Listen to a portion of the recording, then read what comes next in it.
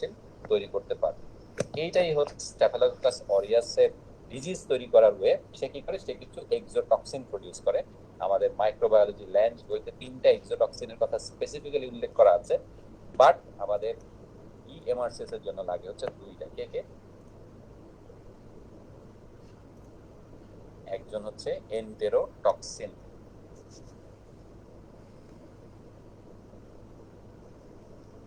এন্টেরোটক্সিন, এবং আরেকটা হচ্ছে শুধু এক্সোটক্সিন।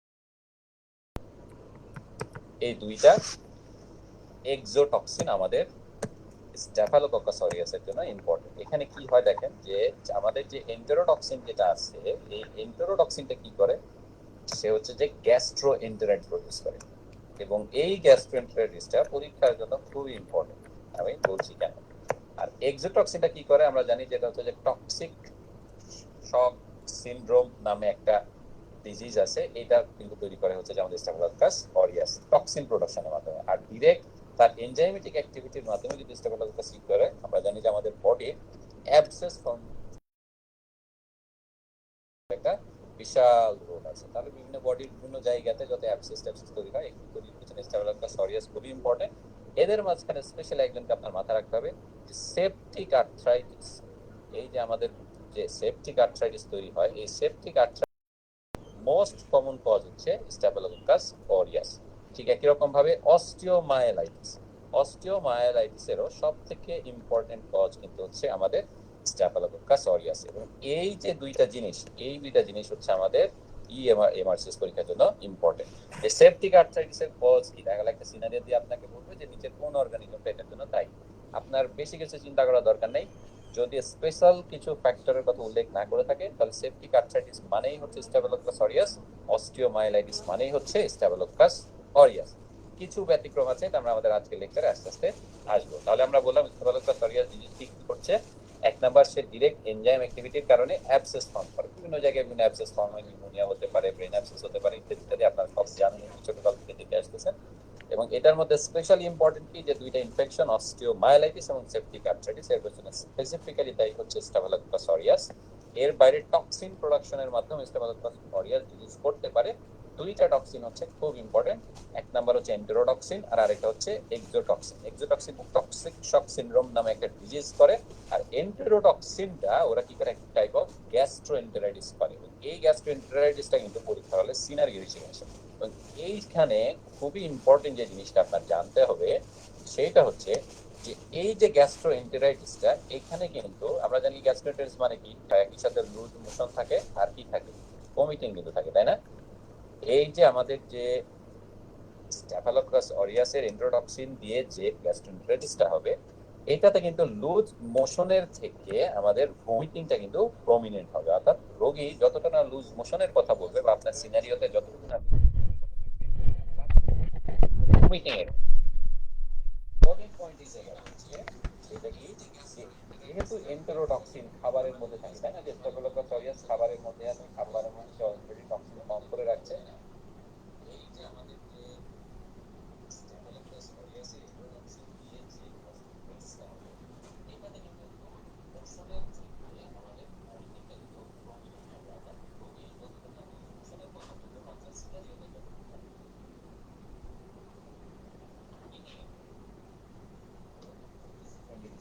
দায়ী, আপনার উত্তর হবে কি, স্ট্যাফিলোকোকাস অরিয়াস।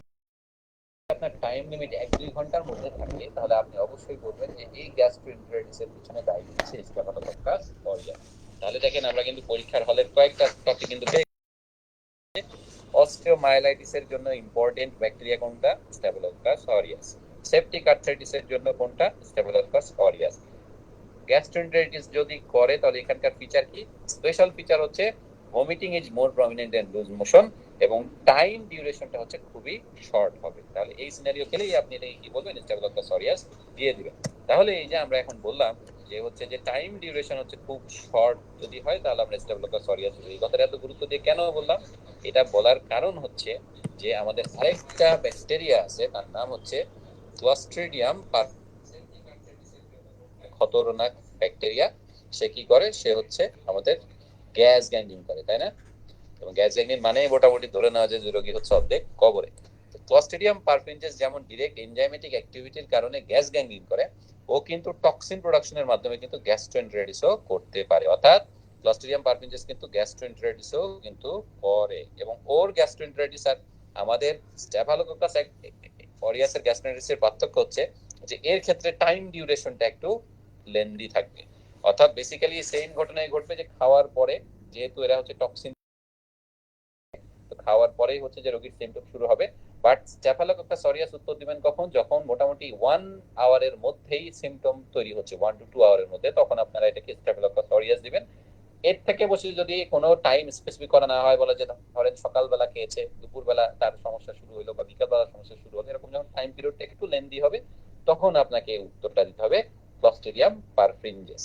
তাহলে এইটুকু আমার আশা করি আপনার হচ্ছে ক্লিয়ার হয়ে গেছে। তাহলে দেখেন আমরা কিন্তু কয়েকটা প্রশ্ন অলরেডি, আমরা আসি একটু হচ্ছে আর একটা খুবই ইম্পর্টেন্ট টপিক আমাদের মাইক্রোবায়োলজির জন্য, সেটা হচ্ছে স্ট্যাফাইলোকোকাস অরিয়াসের যেটা হয় যে স্ট্যাফাইলোকোকাস অরিয়াস কিন্তু খুব রেজিস্ট্যান্স ডেভেলপ করতে পারে। অর্থাৎ হচ্ছে যে সে কিন্তু কন্টিনিউয়াসলি অ্যান্টিবায়োটিকের প্রতি রেজিস্ট্যান্ট হচ্ছে। তো এই কারণে হচ্ছে যে কিছু সুপার বাগ তৈরি হচ্ছে। এই সুপার বাগগুলিকে আমরা কি বলছি? Methicillin staphylococcus aureus. এবং এইটা হচ্ছে একটা খুবই ইম্পর্টেন্ট টপিক আমাদের এমআরসিএস পরীক্ষার জন্য। কারণ কি? কারণ হচ্ছে যে সব সার্জন মেথিসিলিন রেজিস্ট্যান্ট স্ট্যাফাইলোকোকাস অরিয়াসকে, আপনারা ভেরি অ্যান্ড লাভ যখন পড়বেন তখন হচ্ছে সার্জিক্যাল ইনফেকশন বলে একটা চ্যাপ্টার আছে। তো এই ইনফেকশন চ্যাপ্টারের মধ্যে কিন্তু একটা খুব ইম্পর্টেন্ট প্রশ্ন, এটা এফসিপিএস বলেন, তারপরে এমএসসিএনসি বলেন, এই জন্য যে আপনি কিভাবে সার্জারিতে অ্যাসেপসিস মেইনটেইন করতে পারেন। মানে কি, যে হচ্ছে যে আপনি কিভাবে আপনার সার্জারিটাকে মোটামুটি হচ্ছে যে মোরালেস আপনি সার্জিক্যাল সাইট ইনফেকশনটা কমাতে পারেন। খুবই ইম্পর্টেন্ট টপিক হচ্ছে যে আপনাকে methicillin resistant staphylococcus aureus ইনফেকশনটা prevent করতে হবে। কারণ আমরা জানি যে সার্জিক্যাল সাইট ইনফেকশনের পেছনে one of the important cause হচ্ছে স্ট্যাফাইলোকোকাস অরিয়াস। এখন সার্জারি করার পরে যদি মেথিসিলিন রেজিস্ট্যান্ট স্ট্যাফাইলোকোকাস অরিয়াস আপনার সার্জিক্যাল সাইট ইনফেকশন করে ফেলে, তাহলে আপনি ড্রাগ দিয়েও এটাকে খুন করতে পারবেন না। এই কারণে এমআরএস এ যাতে খুব বেশি ছড়াতে না পারে, এই কারণে কিন্তু প্রচুর স্ক্রিনিং করা হয়। আমাদের বাংলাদেশে এটার কোনো অস্তিত্ব এখন পর্যন্ত আমি দেখি না, মোটামুটি নরমাল যে হসপিটালগুলি সেগুলিতে। বাট বিদেশে কিন্তু এমআরএস এর স্ক্রিনিং হচ্ছে খুব খুব খুব ইম্পর্টেন্ট। এবং এই কারণে এমআরএস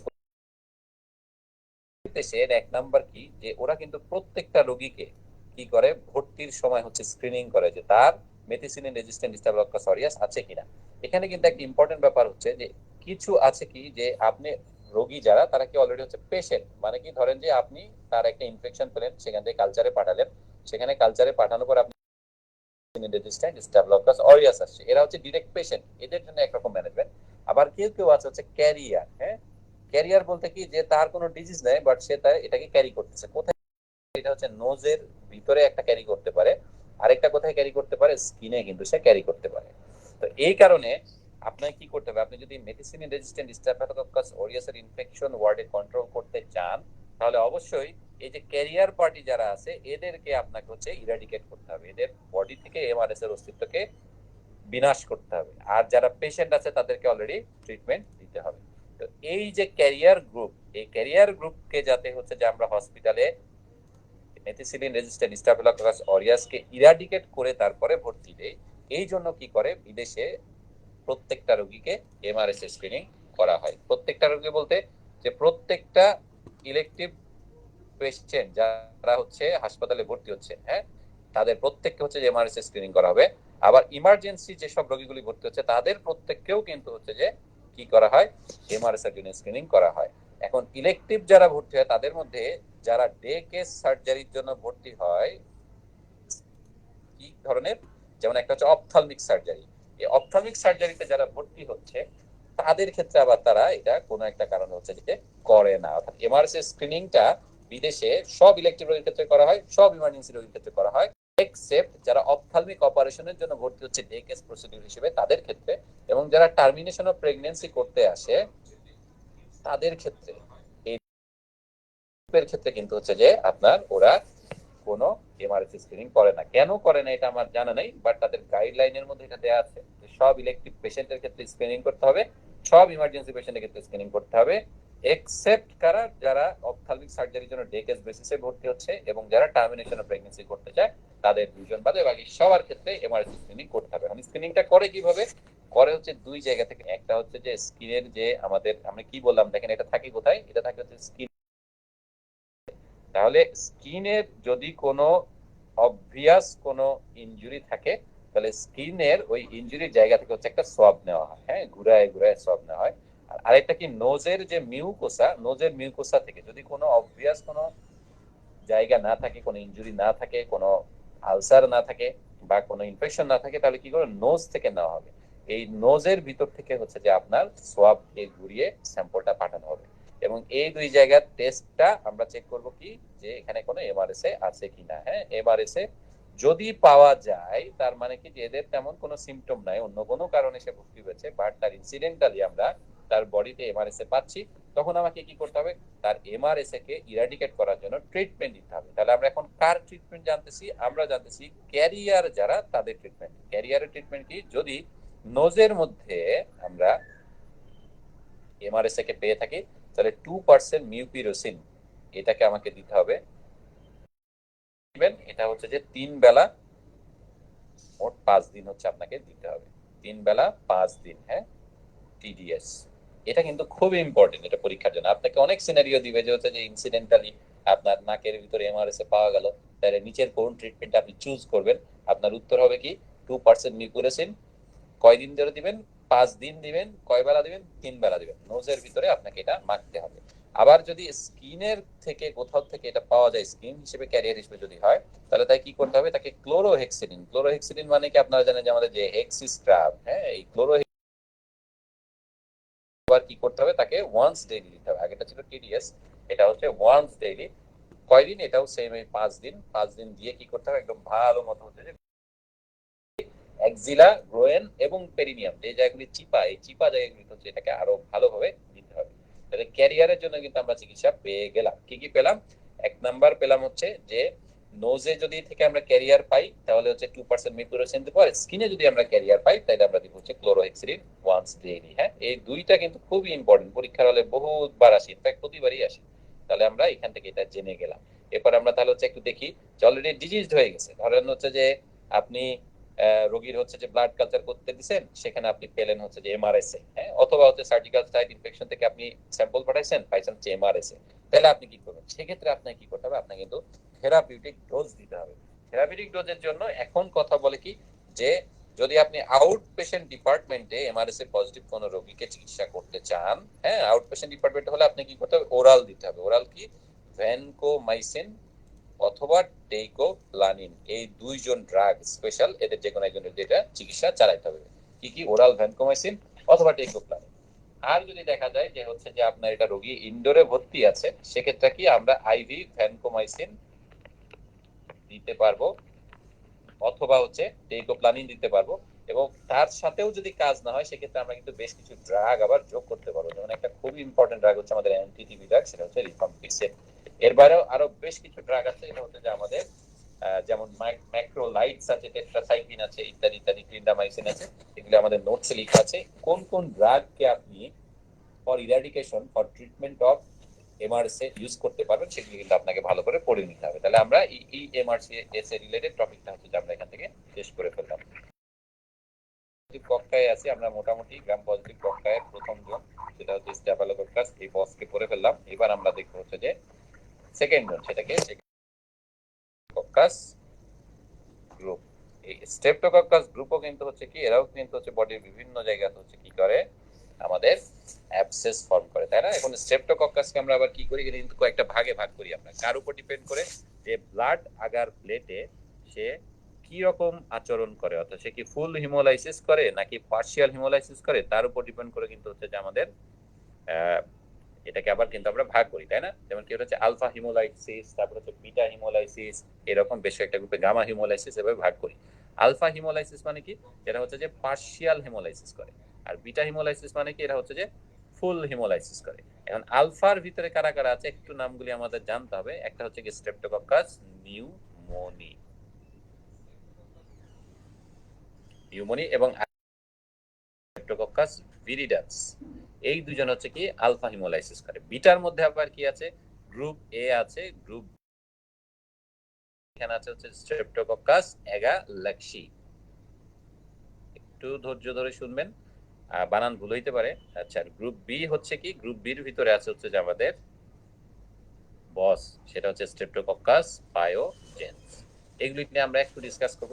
তাহলে আলফার মধ্যে আছে কি স্ট্রেপ্টোকক্কাস নিউমোনিয়া, এটা সার্জারি ব্যাকগ্রাউন্ডে খুব একটা ইম্পর্টেন্ট না, বাট আপনারা জানেন যেটা নিউমোনিয়া করে, এটা শুনেই বোঝা যাচ্ছে। তারপর ফ্যারিনজাইটিস করতে পারে, ওরাইটিস মিডিয়া করতে পারে, ইত্যাদি ইত্যাদি। এটা আমাদের জন্য অতটা ইম্পর্টেন্ট না। আমাদের জন্য ইম্পর্টেন্ট হচ্ছে স্ট্রেপ্টোকক্কাস। কেন ইম্পর্টেন্ট? কারণ স্ট্রেপ্টোকক্কাস ভিরিডান্স এর স্পেশাল অ্যাফিনিটি আছে কার উপরে? হার্ট ভালভের উপরে, হার্ট ভালভের উপরে। এবং এইখানে একটা জিনিস খুব খেয়াল করে শুনবেন, সেটা হচ্ছে যে ডিজিজড হার্ট ভালভে কিন্তু কে যাবে? যাবে হচ্ছে streptococcus viridans. But prosthetic heart valve যদি হয়, তাইলে এটার প্রতি স্পেশাল অ্যাফিনিটি হবে। এই যে আমরা একটু আগে স্টেফেলোকক্কাসের ডিসকাশন করতেছিলাম, সেখানে 2 নাম্বার বস যে ছিল স্টেফেলোকক্কাস এপিডার্মিডিস, এই জনের কিন্তু অ্যাফিনিটি হচ্ছে প্রস্থেটিক যেগুলি হার্ট ভালভ থাকে তার উপর। তাহলে দেখেন, যদি ডিজিজড হার্ট ভালভের কথা বলে কোনো সিনারিও দিয়ে, সেখানে যদি আপনাকে বলা যে কে করতে পারে, তাহলে কিন্তু আপনি উত্তর দিবেন কাজ ভিরিডেন্স। বাট যদি প্রস্থেটিক হার্ট ভালভের কথা বলে কোনো সিনারিওতে, সেক্ষেত্রে আপনার উত্তর হবে কিন্তু স্টেফেলোকক্কাস এপিডার্মিডিস। হোপফুলি এটা আপনারা খুব খেয়াল করে শুনলেন। আচ্ছা, তাহলে এটা আমরা পেয়ে গেলাম। আচ্ছা, এরপরে আমরা চলে যাই হচ্ছে আমাদের গ্রুপ বির মধ্যে। গ্রুপ বির বিটা হিমোলাইসিসের মধ্যে, বিটা হিমোলাইসিসের মধ্যে প্রথমজন হচ্ছে আমাদের গ্রুপ এ। এগালাক্সি আপনারা জানেন এর নিউনাটাল মেনিনজাইটিস করে থাকে, এটা আমাদের পরীক্ষার জন্য অতটা ইম্পর্টেন্ট না। গ্রুপ বি যে, সেটা হচ্ছে স্ট্রেপ্টোকক্কাস পায়োজেন, এটা হচ্ছে আমাদের জন্য ইম্পর্টেন্ট। এরা কি করে? এরা হচ্ছে সেলুলাইটিস করে থাকে কিন্তু, তাই না? সেলুলাইটিস করে, ইউআইসিপিলাস করে, ইত্যাদি ইত্যাদি, স্কারলেট ফিভার ইত্যাদি অনেক কিছু করে থাকে। এটা আমাদের লেকচারের মধ্যে আছে, এগুলি বললে হবেন, ঘুম চলে আসবে, এই কারণে আমি এগুলি নিয়ে ডিসকাস করব না। স্ট্রেপ্টোকক্কাস পায়োজেনের ক্ষেত্রে আপনারা জানেন যে ওরা দুইটা ঘটনা ঘটায়। সেটা কি? যে স্ট্রেপ্টোকক্কাস পায়োজেন ইনফেকশনের পরে অ্যাকিউট রিউম্যাটিক ফিভার হয়, এবং আরেকটা কি হয় আপনারা জানেন যে অ্যাকিউট গ্লোমেরুলোনেফ্রাইটিস হয়। এই দুইটা জিনিস কিন্তু সব সময় ইম্পর্টেন্ট। সুতরাং এটা হচ্ছে যে আপনাকে মাথায় নিয়েই পড়তে হবে। আচ্ছা,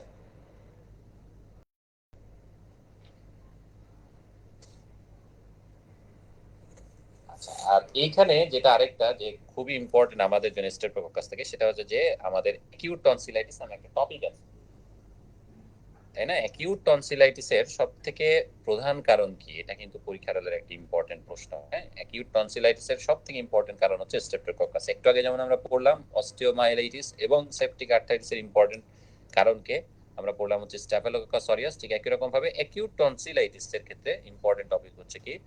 আমাদের সব থেকে ইম্পর্টেন্ট প্যাথোজেন হচ্ছে স্ট্রেপ্টোকক্কাস। এবং অ্যাকিউট টনসিলাইটিসের একটা কিন্তু ডিডি আছে, সেটা কি বলে? এটাকে বলা হচ্ছে ইনফেকশাস। এই জিনিসটা আপনাদেরকে আমি এখন বলতেছি, পরবর্তীতে বিভিন্ন ডিসকাশনের সময় এই জিনিসটা আসবে। বাট এটা সবসময় মাথায় রাখবেন যে কোন একটা সিনারিও যদি থাকে, অ্যাকিউট টনসিলাইটিস, এই দুইটা জিনিসকে আমাদেরকে আলাদা করতে হবে। হ্যাঁ, এবং ইনফেকশাস মনোনিউক্লিওসিসটা কিভাবে হয় আপনারা জানেন যে এটা কিন্তু হয় হচ্ছে এপস্টেন বার ভাইরাস দিয়ে। এই দুইটা জিনিস আমাদেরকে একটু খেয়াল করে পড়তে হবে। হ্যাঁ, তাহলে আমরা পেলাম হচ্ছে স্ট্রেপ্টোকক্কাস নিয়ে একটু ডিসকাশন করলাম। আচ্ছা, আমাকে শোনা যাচ্ছে তো? আপনারা কেউ একজন কাইন্ডলি একটু বলবেন, হ্যাঁ, যে শোনা যাচ্ছে। জি হ্যাঁ, সব ঠিক আছে। আচ্ছা, ঠিক আছে। তাহলে আমরা স্ট্রেপ্টোকক্কাসটা নিয়েও একটু ডিসকাস করে ফেললাম। আচ্ছা, এবার তাহলে আমরা চলে আসি হচ্ছে যে, তাহলে দেখেন আমাদের গ্রাম পজিটিভ কক্কাই কিন্তু শেষ। তাহলে আমরা এবার আসি হচ্ছে গ্রাম নেগেটিভ কক্কাইতে। গ্রাম নেগেটিভ কক্কাইতে আমাদের মেইনলি দুইজন, একজন কি, একটা হচ্ছে নেইসেরিয়া গ্রুপের মেনিনজাইটিস, আপনারা জানেন মেনিন, এবং আরেকটা কি ছিল? নেইসেরিয়া গনোরি। বাট এই দুই জায়গা থেকে বেসিক্যালি আমাদের এমআরসিএস এ তেমন একটা প্রশ্ন আসে না বলে আমরা এটা নিয়ে তেমন একটা ডিসকাস করব না। আপনারা নাম শুনে বুঝতে পারতেছেন যে কে কোন ধরনের ডিজিজ করে। মেনিনজাইটিস হচ্ছে মেনিনজাইটিস করে, আর গনোরিয়া তো গনোরিয়া করছে। সুতরাং এটা নিয়ে আমরা শুধু শুধু টাইম নষ্ট করব না। আমরা এবার চলে আসি হচ্ছে যে আমাদের পরের টপিকে। তাহলে দেখেন গ্রাম পজিটিভ কক্কায়, গ্রাম নেগেটিভ। তারপর আমরা আসি হচ্ছে যে gram positive rod. Gram positive rod আমাদের পরীক্ষার জন্য অনেক ইম্পর্টেন্ট। এখানে কোন কোন? প্রথম জন হচ্ছে ব্যাসিলাস গ্রুপ। ব্যাসিলাসের ভিতরে কিন্তু আছে দুইজন, একটা হচ্ছে কি ব্যাসিলাস অ্যানথ্রাসিস এবং ব্যাসিলাস সিরিয়াস।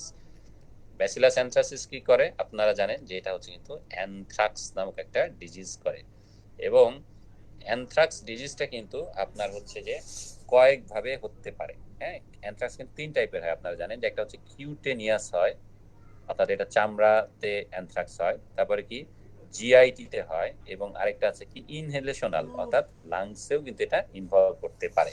আমাদের জন্য ইম্পর্টেন্ট কোনটা, সেটা হচ্ছে যে কিউটেনিয়াস অ্যানথ্রাক্স। কিউটেনিয়াস অ্যানথ্রাক্সটা কি হিসেবে ইম্পর্টেন্ট, যে এখানে যেটা হয় যে চামড়াতে হচ্ছে একটা, চামড়াতে কি হয়, এখানে চামড়াতে যেটা হয় সেটা হচ্ছে যে ব্ল্যাক পেইনলেস আলসার তৈরি হয়। হ্যাঁ, ব্ল্যাক পেইনলেস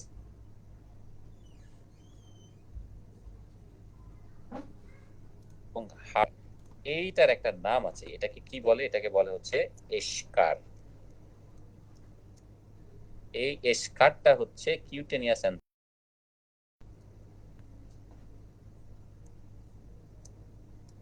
প্যাথোগনোমোনিক সাইন। এইটা আমাদের একটু মাথায় রাখতে হবে, এশকার। ঠিক আছে, তাহলে আমরা এখান থেকে একটা জিনিসই মাথায় রাখবো যে ব্যাসিলাস অ্যানথ্রাসিস 3 ধরনের অ্যানথ্রাক্স হয়, কিউটেনিয়াস, জিআইটি, লাং। আমাদের এত ডিটেল কিছু লাগবে না। কিউটেনিয়াসের ক্ষেত্রে কি হয়, এখানে যদি ব্ল্যাক পেইনলেস আলসার থাকে এটাকে বলে এশকার, এবং এশকারটা হচ্ছে হলমার্ক ফর ব্যাসিলাস অ্যানথ্রাসিস। এবং এটার ছবি আপনারা দেখবেন ইউটিউবে বা হচ্ছে যে ইয়েতে সার্চ দিয়ে, কি বলে হচ্ছে গুগলে, কারণ ছবিটা হচ্ছে যে আমাদের জন্য ইম্পর্টেন্ট। হ্যাঁ, এখান থেকে আমরা ফার্দার খুব বেশি ডিসকাস করবো না। আরেকটা যেটা হচ্ছে ব্যাসিলাস সিরিয়াস, সেটা কি করে, সেটা হচ্ছে যে গ্যাস্ট্রোএন্টারাইটিস করে, সেটা হচ্ছে টক্সিন মেডিয়েটেড গ্যাস্ট্রোএন্টারাইটিস করে, বাট এখান থেকে তেমন একটা সিনারিও আসে না। এই যে সুতরাং এটা নিয়ে আমাদের বোধহয় হওয়ার দরকার নেই। এর পরের গ্রাম পজিটিভ ব্রডের টপিক হচ্ছে কি, সেটা হচ্ছে ক্লস্ট্রিডিয়াম। ক্লস্ট্রিডিয়াম আমাদের জন্য খুবই ইম্পর্টেন্ট। ক্লস্ট্রিডিয়ামের ভিতরে স্পেশালি আপনারা জানেন যে টিটানি এবং বোটুলিনাম দুইজন আছে, এবং টিটানি কি করে আপনারা জানেন, যেটা হচ্ছে স্পেসিফিক্যালি হচ্ছে যে স্প্যাস্টিক প্যারালাইসিস করে, বাট বোটুলিনাম কি করে, বোটুলিনাম কিন্তু হচ্ছে আমাদের ফ্ল্যাসিড প্যারালাইসিস করে। এই জিনিসটা আপনারা সবাই জানেন, আমি একটু ধরাই দিলাম যে এরা হচ্ছে স্প্যাস্টিক প্যারালাইসিস করবে, আর এরা কি করে, এরা হচ্ছে ফ্ল্যাসিড প্যারালাইসিস করে। এর থেকে বেশি কিছু এখান থেকে এই মুহূর্তে লাগবে না।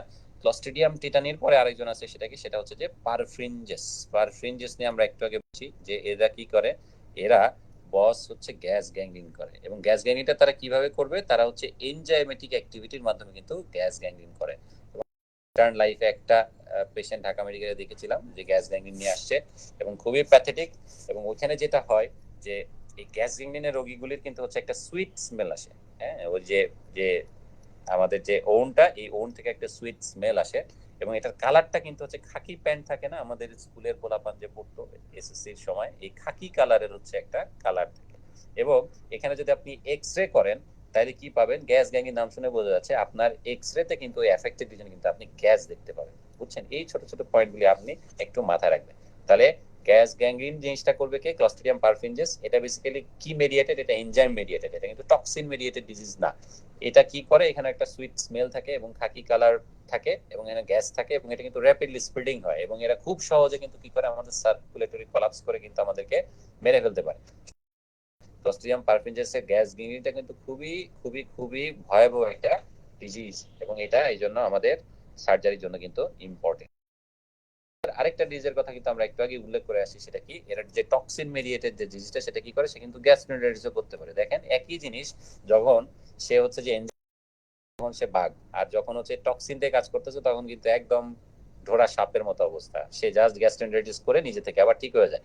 এবং এই গ্যাস্ট্রোএন্টারাইটিস এবং স্ট্যাফিলোকক্কাস অরিয়াসের গ্যাস্ট্রোএন্টারাইটিসের মধ্যে কি পার্থক্য, স্ট্যাফিলোকক্কাস অরিয়াসের ক্ষেত্রে ডিজিজ হওয়াটা এবং খাওয়ার মধ্যে সময়ের গ্যাপ থাকবে অনেক অল্প, পারফিনজেসের ক্ষেত্রে এটা থাকবে একটু বেশি। এই দুইটা জিনিসই কিন্তু আমরা পার্থক্য করতে পারবো, যে আমার রোগীর যে ডায়রিয়া হচ্ছে সেটা কি স্ট্যাফিলোককাস অরিয়াস দিয়ে হলো, নাকি না আমাদের ক্লস্ট্রিডিয়াম পারফিনজেস দিয়ে হলো। সুতরাং এইটা হচ্ছে আরেকটা ইম্পর্টেন্ট জিনিস, সুতরাং আমরা এটাও একটু জেনে গেলাম।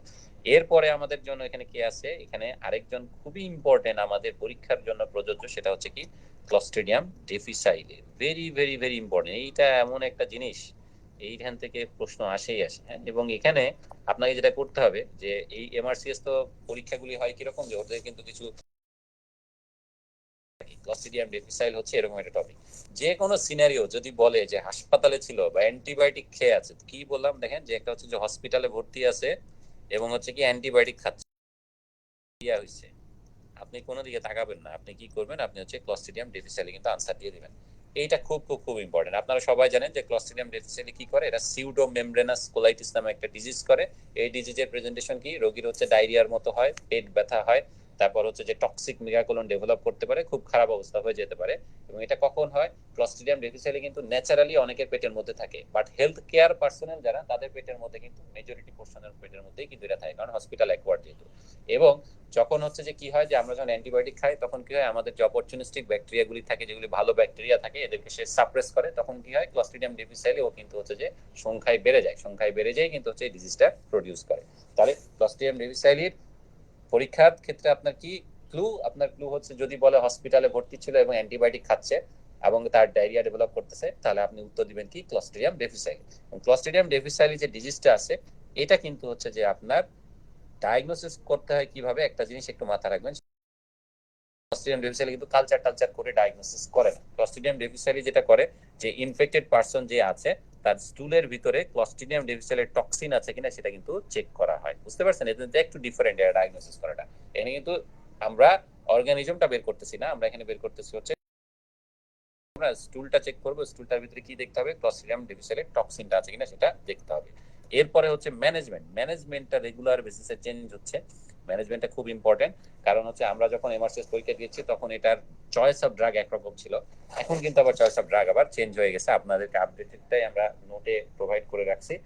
এখানে এখন কি করে, যেমন যদি ক্লস্ট্রিডিয়াম ডিফিসিয়েলি কোনো রোগী থাকে, তাহলে আপনার টার্গেট হচ্ছে কি, আপনি তাই কি দিবেন, তাকে হচ্ছে যে ওরাল ভ্যানকোমাইসিন দিতে হবে। দেখেন ভ্যানকোমাইসিনটা বিদেশে কত বেশি ইউজ করে, ভ্যানকোমাইসিন দিতে হবে। যদি রোগী ভ্যানকোমাইসিন খাওয়ার পরে রেসপন্ড না করে, তাহলে তখন সেক্ষেত্রে আপনি কি দিতে পারবেন, আপনি তাকে দিতে পারবেন হচ্ছে ফিডোক্সামিসিন নামে একটা ড্রাগের কথা বলা আছে। এই ড্রাগের নাম জীবনেও আমরা ইমার্সিস এর বাইরে দেখি নাই। এই ড্রাগটা আপনি দিবেন। হ্যাঁ, তার মানে কি, দেখেন আপনাকে সিনারিও যেভাবে দিবে আপনি সেভাবে উত্তরটা কিন্তু চুজ করবেন। যদি বলা হচ্ছে যে আপনার চয়েস অফ ড্রাগ প্রথমে কি, সেখানে যদি দেখেন ভ্যানকোমাইসিন আছে, ফিডোক্সামিসিনও আছে, তাহলে আপনার উত্তর হবে কি, আপনি মাইসিন। বাট যদি বলা যে ভ্যানকোমাইসিনের রেজিস্ট্যান্ট ছিল, কোনো লাভ হয় নাই, এখন তুমি কি দিবা, তাহলে দিবেন হচ্ছে ফিডোক্সামিসিন। এগুলো সব কিন্তু ওরাল ড্রাগ। বাট যদি বলে যে হচ্ছে সিভিয়ার ডিজিজের ক্ষেত্রে, তাহলে চয়েস অফ ড্রাগ কি, সিভিয়ার ডিজিজের ক্ষেত্রে চয়েস অফ ড্রাগ হচ্ছে আইভি। এবং সেখানে কি করবেন, ভ্যানকো দিবেন এবং একই সাথে আপনাকে মেট্রোনিডাজলও কিন্তু দিতে হবে। তাহলে দেখেন কি ধরনের ডিজিজ, যদি বলে নরমাল ক্লস্ট্রিডিয়াম ডিফিসিয়েলি, এখানে সিভিয়ারের উপরে তারা জোর না দেয়, তাহলে আপনার প্রথম চয়েস অফ ড্রাগ হচ্ছে ভ্যানকোমাইসিন। যদি ভ্যানকোমাইসিন রেজিস্ট্যান্সের কথা বলে, তাহলে ফিডোক্সামিসিন। যদি বলা যাচ্ছে সিভিয়ার ডিজিজ, তাহলে কি করতে হবে, ভ্যানকোমাইসিন প্লাস মেট্রোনিডাজল। এখন ভ্যানকো প্লাস মেট্রোনিডাজল দিয়েও যদি রোগের ইমপ্রুভমেন্ট না হয়, তাহলে তখন কি করতে হবে, তখন কিন্তু কোলেক্টমি করা লাগে। দেখছেন অবস্থা, যে একটা ডিজিজ কতটুকু খারাপ পর্যায়ে চলে যায়, যে আলটিমেটলি রোগী কিন্তু অপারেশন পর্যন্ত করা লাগতে পারে। এই যে এখানে যে আমরা মানে ফ্লো চার্টের মতো দিচ্ছি, এইটা কিন্তু হচ্ছে খুব ইম্পর্টেন্ট পরীক্ষার জন্য। এটা আপনাদেরকে ভালোভাবে পড়তে হবে, এটা আমাদের নোটে দেয়া আছে। হ্যাঁ, তাহলে আমরা ক্লস্ট্রিডিয়াম ডিফিসিয়েলি কিন্তু পেয়ে গেলাম। এখন তাহলে আমরা আসি কোথায়, আমরা আসি কিন্তু গ্রাম পজিটিভ রডস এর মধ্যে আমাদের আরো একজন আছে খুব ইম্পর্টেন্ট, সেটা হচ্ছে কি, খুব না, হালকা পাতলা ইম্পর্টেন্ট, সেটা হচ্ছে ডিপথেরিয়া। ডিপথেরিয়া কে করে, আপনারা জানেন যে করিনি ব্যাকটেরিয়াম ডিপথেরি নামে একটা ডিজিজ আছে, ব্যাকটেরিয়া আছে, তারাই ডিপথেরিয়াটা করে। এবং ডিপথেরিয়াতে কি হয়, একটু আগে যেমন আমরা দেখলাম কোলনের মধ্যে সিউডো মেমব্রেন ছিল, সেটা কি করলো, ক্লস্ট্রিডিয়াম ডিফিসিয়েলি। এবার ডিপথেরিয়া কিন্তু সিউডো মেমব্রেন করবে কোথায়, আমাদের টনসিলার ফসার উপরে বা থ্রটে, যেটা প্যাথোগনোমিক সাইট বা হলমার্ক। এবং ডিপথেরিয়ার আরো একটা হলমার্ক আছে, সেটা হচ্ছে যে এদের সময় লিম্ফ নোড গুলি প্রচন্ড বড় বড় থাকে, অনেক বড় বড় থাকে। হ্যাঁ, এবং এত বড় থাকে যে রোগীর ডিপথেরিয়া হয়েছে তারে দেখতে অনেকটা কি, বুলডগ আছে না, আপনারা যে বুলডগ দেখছেন, বুলডগের যে নেকটা এরকম ফোলা টোলা থাকে, এরকম হচ্ছে একটা অ্যাপিয়ারেন্স থাকে, এটাকে বলা হচ্ছে বুল নেক অ্যাপিয়ারেন্স। বোঝা গেছে? এবং এই রোগীগুলিতে কি হয়, এদের ক্ষেত্রে যেটা বেসিক্যালি সমস্যা, সেটা হচ্ছে যে এদের আলটিমেটলি মায়োকার্ডাইটিস ডেভেলপ করে ফেলে এবং রোগী যে মারা যায়, কিন্তু এক নাম্বার হচ্ছে যে এই যে যখন সিউডো মেমব্রেনটা পুরো ল্যারিংসকে পর্যন্ত কভার করে ফেলে, তখন রেসপিরেটরি, আবার টক্সিনের কারণে মায়োকার্ডাইটিস হয়েও কিন্তু রোগী মারা যাইতে পারে। তাহলে ডিপথেরিয়া থেকে সহজভাবে মাথায় রাখতে হবে, বেশি ইনফরমেশন মাথায় রাখার দরকার নাই। যে করিনিব্যাকটেরিয়াম ডিপথেরিতে হচ্ছে, এখানে কি হয়, থ্রটে সিউডো মেমব্রেন থাকে। এই সিউডো মেমব্রেন কখনো কিন্তু আপনি রিমুভ করতে পারবেন না, রিমুভ করতে গেলে কিন্তু ব্লিডিং হবে। হ্যাঁ, তাহলে আর কি হয়, এখানে লিম্ফ নোডগুলো এত বেশি এনলার্জ থাকে, যেখানে একটা বুল নেক অ্যাপিয়ারেন্স থাকে। আর কি ঘটনা ঘটে, মায়োকার্ডাইটিস হয়, রোগী মায়োকার্ডাইটিসের কারণে মারাও যেতে পারে। তাহলে কিন্তু আমরা গ্রাম নেগেটিভ রডস কিন্তু কিন্তু কভার করে ফেললাম, সরি গ্রাম নেগেটিভ কক্ষায় কিন্তু আমরা কভার করে ফেললাম। এবার হচ্ছে যে আমরা যাব হচ্ছে গ্রাম নেগেটিভ রডসে। তাহলে আমি আবার যদি একটু সামারি করি, প্রথমে আমরা বলছি গ্রাম পজিটিভ কক্ষায় কে কে ছিল, স্টেফিলোকাস, স্ট্রেপ্টোকক্কাস। তারপরে কি বলছি আমরা, gram negative rod. Gram negative রডের মধ্যে কে ছিল, গ্রাম নেগেটিভ রডের মধ্যে ছিল হচ্ছে যে আমাদের নেইসেরিয়া গনোরি, নেইসেরিয়া মেনিনজাইটিস। এইটা তো হচ্ছে যে আমরা যেটা বললাম এটা আমাদের পরীক্ষার জন্য অতটা ইম্পর্টেন্ট না। এরপরে তারপর আমাদের ছিল হচ্ছে যে gram positive rod. Gram positive রডের মধ্যে আমরা কে কে বললাম, এই যে আমরা বললাম হচ্ছে যে ব্যাসিলাসের কথা বললাম, ক্লস্ট্রিডিয়ামের কথা বললাম, আর ফরেন ব্যাকটেরিয়া ডিপথেরির কথা বললাম। এবার আমরা কি করব, আমরা পড়বো হচ্ছে গ্রাম নেগেটিভ রডস এর কথা। গ্রাম নেগেটিভ রডস এর কে কে আছে আমরা এটা একটু দেখবো। একটু অন্য কালার দিয়ে যায়।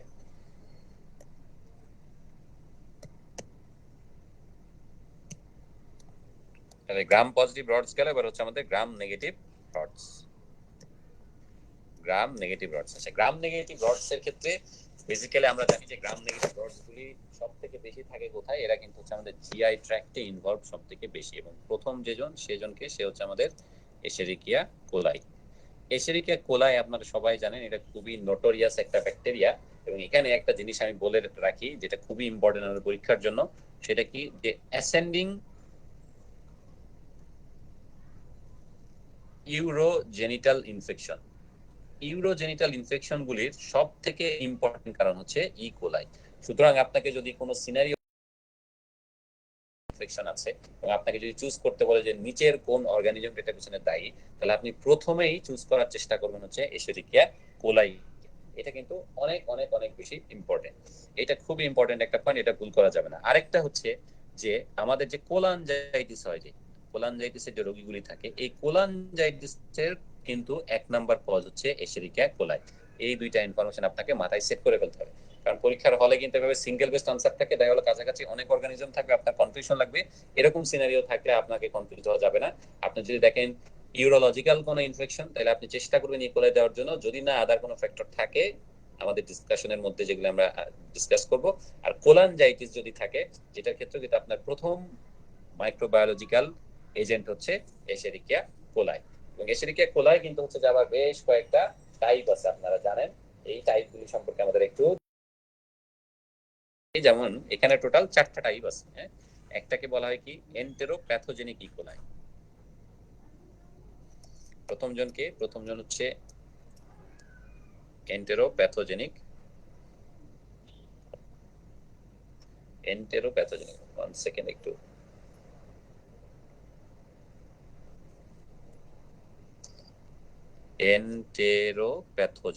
এন্টেরোপ্যাথোজেনিক ইকোলাই, এটা হচ্ছে একজন।